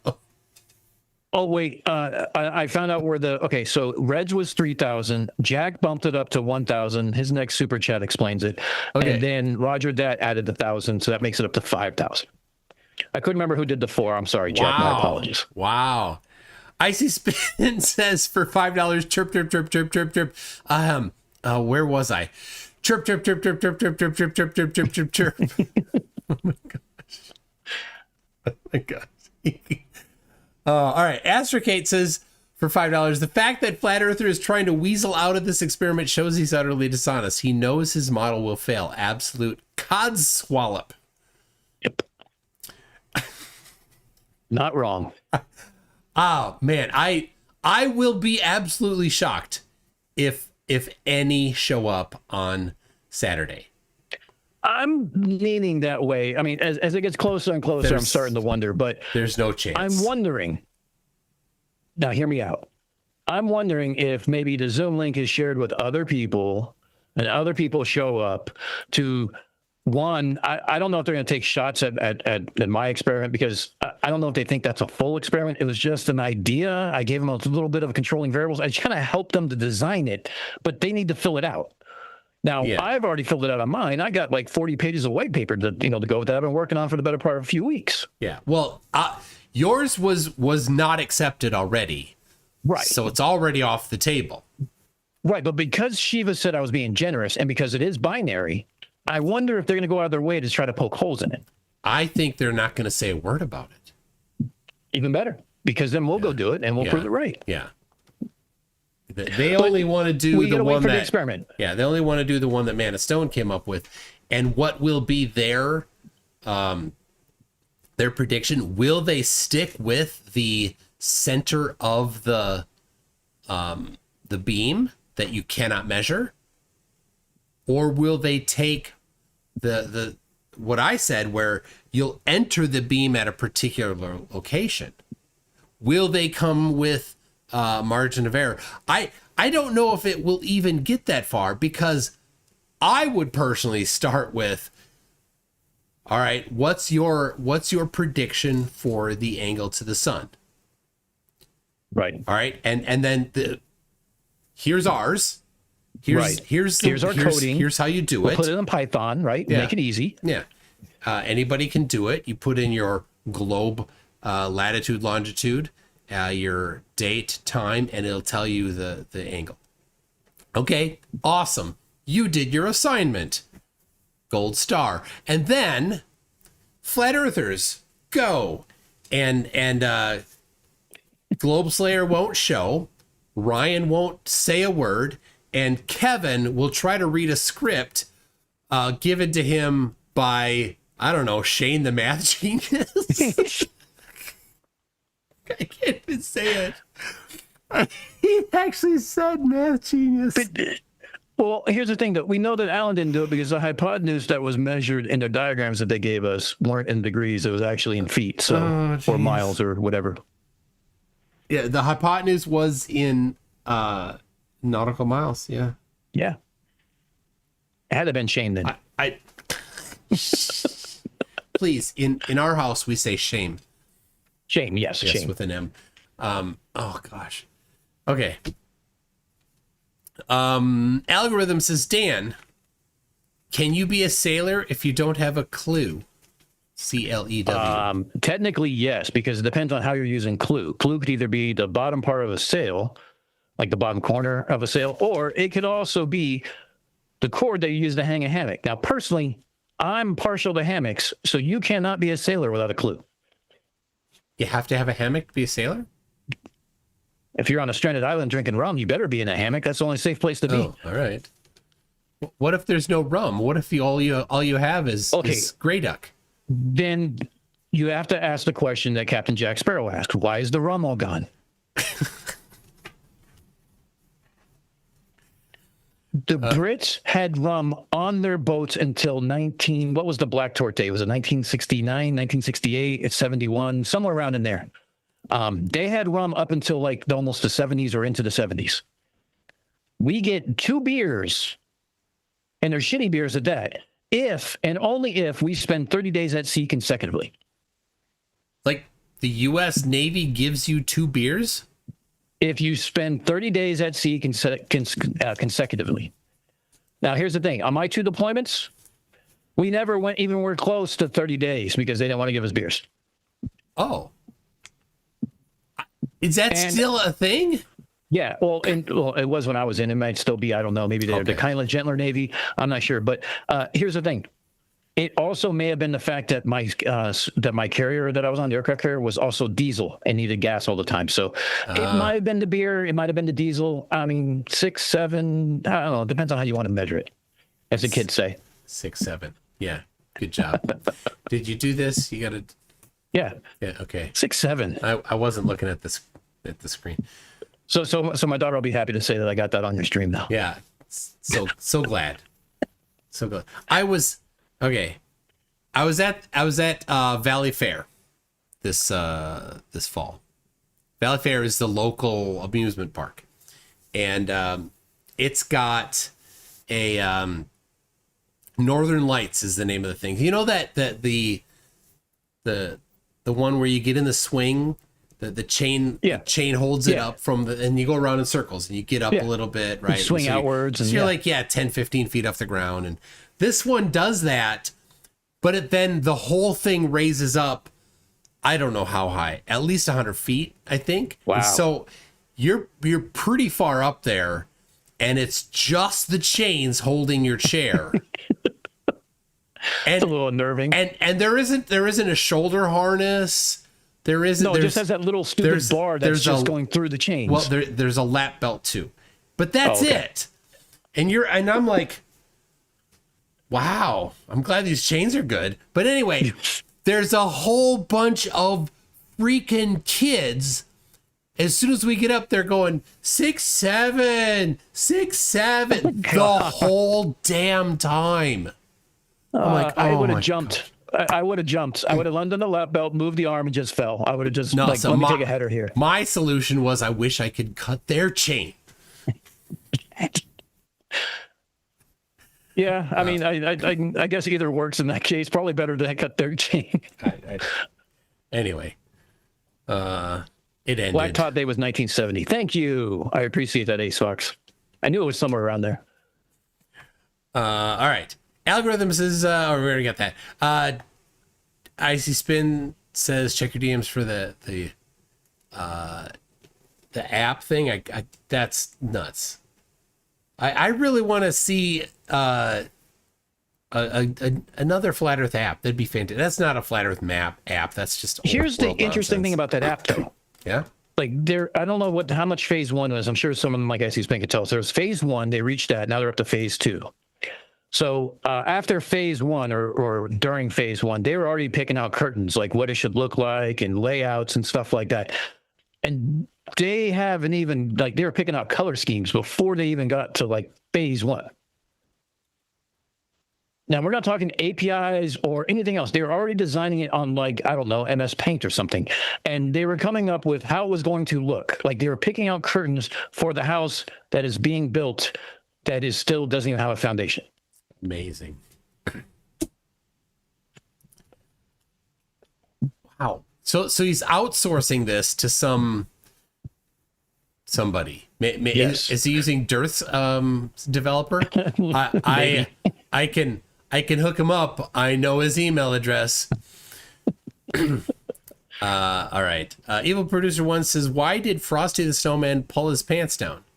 He saw the snowblower coming. Oh my gosh. Did he have blue balls? No. They were white. Arnold says the Flurf app that tracks the GPS coordinates of its users. What could possibly go wrong? I don't know. I think it's got legs. Jeez. It's gonna run right off a cliff. Jack Fetter says $1,000 of Red's money is from me, and to be honest, I made it by selling baby seal fur golf club covers. So yeah, it could be dirty money. You You know, got to club up baby seals. I don't play golf, but I do play disc golf. So, Jack Feder, how much for a full set of disc golf baby seal for disc golf? Frisbee covers? Yeah, covers. Well, you got to keep them warm, right? It's like, because you don't play in the cold. I know it's getting to be winter. You gotta, they're so much more pliable. Exactly. Yeah, I'm sure there's some sort of tensile freezing equation they can come up with. Yeah. Dude, my kid, he plays every day. He's out there like, oh, where'd you go today? Oh, I went to this place, and then back to this place. Like, how many was that? 60. Like, he's done 60 holes in a day. It's baskets, 60 baskets in a day. Jeez. I'm like, oh, well, that's awesome. I play 9 holes and my back starts screaming at me. If I go to 18, someone's rolling him into the Jeep. Yeah? Of disc golf? No, regular golf. Who does that? I haven't played in years, but I used to play with my grandfather, so I kind of stuck it for a little while. I only have played golf jokingly. We dress up and then we do stupid stuff. And there's no gray duck involved. Yeah, I mean, we used to play polo with the golf carts, and we usually get there's been a few police called on us. Oh. Most of those are around Veterans Day and the Marines holiday when I'm hanging out with some Marines friends, because that's usually a weekend spent. Well, let's just say toasting 200, and this year would be 250 years of esprit de corps, so to speak. So usually fountains are involved. Look, if there's not an arrest made, you're really not taking the weekend to a full level. That's a motto that I've never had. It would rival most frat houses, let's put it that way. And then, of course, when they show up, you say you are a Moorish national and they don't have jurisdiction. That's right. Yeah. Soft. Yep. That's the way to get out of it. All right. Astrocate says, remember, PhD Tony is awesome. Very true. Icy Spin says, bow to your king, Jack Feder. Jesus. Jack Feder says, Icy Spin, I'm pretty sure you've bowed to enough dudes for both of us. God, you too. Icy Spin says those photos were private, you bitch. I mean,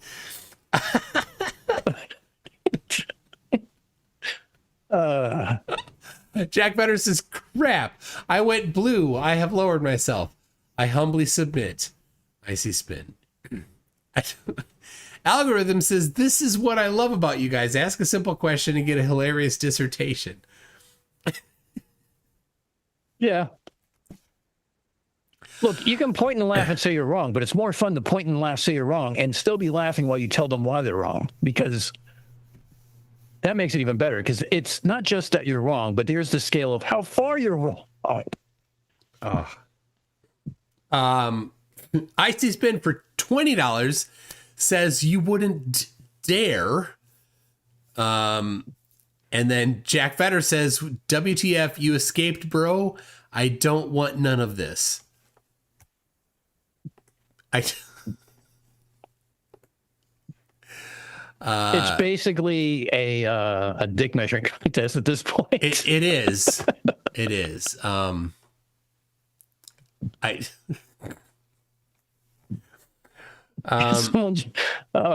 Magical Cat Girl just said, Jack Feder and Icy Spin, you two are leaking more than the potato app.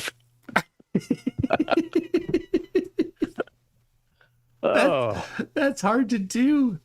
It's oh God, get a sock, guys. somebody's asking today if there's a newly disassembled version of the potato app, and I'm like, I don't know, but go ask on the Discord server for it, which is the yes, I know site. who that was. Yeah, and I think giving it to that person would be prime. Did you hear Steve Creepy Van did an update as far as the fact that Dome Shot can no longer be bought or sold in the U.S. Yes, I saw that. You can't. It's on the Pulse chain, which you can't really buy either. Something like that. Yep. So shout out to Steve Creepy Van for keeping us all up to date on that, because he knows this shit better than I do. That's for sure. I look at crypto. I'm like, I was a cryptologist. Does that count? It does not. Not the same thing. No. All right. Well, do you know what I'm doing on Thursday? No clue. I'm on Modern Day Debate, debating the guy that isn't a doctor, Ravi Rasavahari. The guy that's living in China or something? Yeah, on moon landing. He says that he has totally new, undebunkable evidence. That's great. I have some totally new, well, not new. I have totally confirmed bulletproof evidence for it, and I can send it to you. His name is Larry Bay something. I can't remember his name now. I'm drawing a blank because it's late. Well, yeah, send it over. Basically, there was a man in Louisville, Kentucky, who was quite good at radio. And he basically refurbished an old receiver and built his own antenna and was able to listen to Apollo 11 with a reporter. And Bayshore, somebody's going to have to remind me. But anyway, so they were able to listen in to NASA only one way, to the communications with the astronauts. Yeah. They can only hear the astronaut side of the communications. I wonder why. During the Apollo call with Nixon and things like that, and has 35 minutes of actual recordings that you can get online. And he did it from Louisville, Kentucky, which means why there? And there's also 2 other radio stations on Long Island who listened to later. I think it was Apollo 17 or something like that they listened to. Yeah. How was that possible? If it didn't happen? That's a good question. Because it's a frequency that's line of sight. So they either had to be in Louisville doing it, but at the same time in Long Island doing it. So magic. And the funny thing is, he said that he was doing it because he was curious to see if anybody was going to, not that it was going to be shenanigans. He was curious to see if there's anything that's going to be cut out. Like, what do they see on the moon? What's up there? is it really made of cheese or, whatnot? But yeah, not that per se, but you know what I mean? That's pretty cool. He claims that he works for the Chinese Space Agency and that he's a whistleblower. Like, they would fire you. If not, send you out to the outer reaches on the Mongolian border in some sort of internment camp? It's China. It's not the U.S. They don't treat their citizens the same way as the United States does. You don't have no due process, no protection. None of that. You would be in a gulag out in the Mongolian border. And he's not Chinese. Right? He's American. He doesn't get top secret information. He's not a Chinese foreign person. So right. If you're a foreign person here, you don't get a top secret clearance either. Yeah, good luck. Yeah. There are special allowances and waivers and stuff like that, but you can only get all that stupid stuff. But as soon as you start flapping and sharing those secrets, what are they going to do to you? Even in the U.S., it's not going to be good. Not, yeah. Well, I wish you the best of luck, although I doubt you need it. But I'll shoot over that information to you. If you decide if you need to use it, add it to your slide deck. But yeah. Oh, and here's the thing: the reporter, Gene Rutherford, I think his name is still on X, still in Louisville, retired, and I'm going to try to schedule it sometime to have him on my channel to have a conversation about him. I mean, he's 80 some odd years old now, but I mean, But he became really good friends with Larry Basinger and said, he's actually said he's one of the smartest people that he's ever met. And as a radio guy, that's somebody I would love to, pick his brain on and discuss with. Well, that's pretty cool. Yeah. All right. Well, there's a little more infighting here. Jack Fetter says, "No, bro, I shall now bow. Who's king?" Icy Spin says, "Why you want to play, brah? But seriously, you win." Jack Fetter says, "Sure, now that you're king again." Icy Spin says, "Next super chat wins." And then Icy Spin says, "Oops, so I guess he wins." Jack Fetter says, "Chirp." Jack and Icy Spin says, "I give up, Jack, you win." Okay, so we got it. Jack wins. Jack's king of the hill tonight. Apparently. So let's see. You know what I haven't played for a while? Is a rap battle. Anyway, that's gonna be it. I'm gonna be back on Thursday and I will live stream the thing on Saturday. Whether or not the Flatties show up, it's gonna be amazing. Because we know one thing, they will not have a flat earth model. So what will it be? I'm not going to sleep Friday night, that's for sure. I'm going to be just tingling with excitement. It's going to be just that. Do not miss it, people. Watch it. It's going to be holding a flat earther's feet to the fire to demand that they produce a model. Now, because my stream is less family friendly than yours, because I drop a lot of F-bombs in my streams on occasion. It depends on the amount of rain, but I start a half hour early so we can take bets on who shows, who doesn't, and what their mathematical models will look like. Yeah, I suppose I could. We start early there just because it's like pregame. It's like tailgating for a football game. Just early. I'll probably start about 15 or so early myself too. So. Well, and then it takes 10, 15 minutes for everyone to get on the call, and then Shiva has to berate them for another 15 minutes when they don't show up. Yeah, and if he's like, well, what he did last time was he invited a lot of people to the Zoom call. Yes. And then he only let in the people that were on the panel.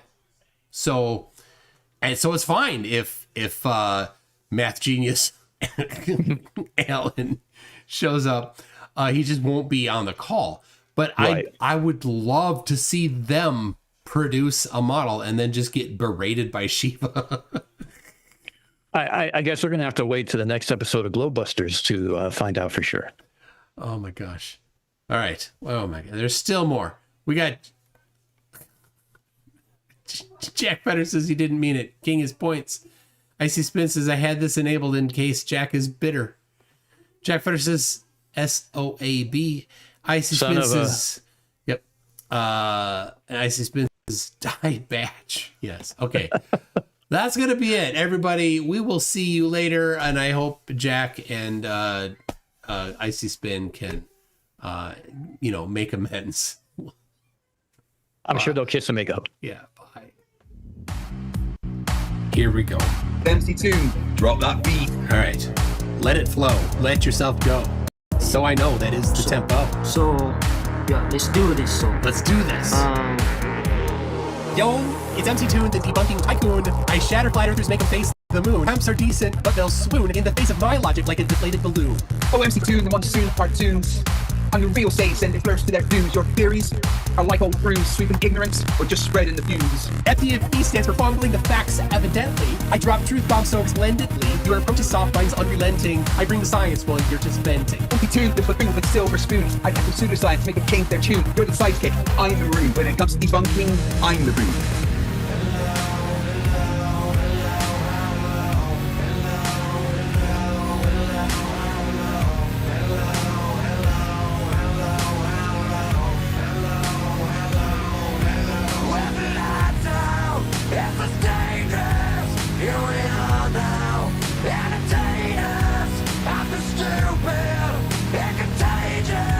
Here we are now, entertainers, I'm alive.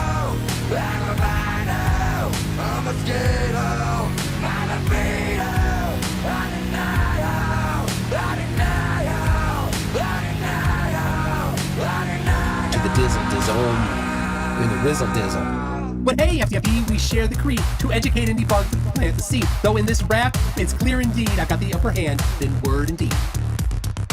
All right, hold on a second. The Zoom call died. Everything died. No.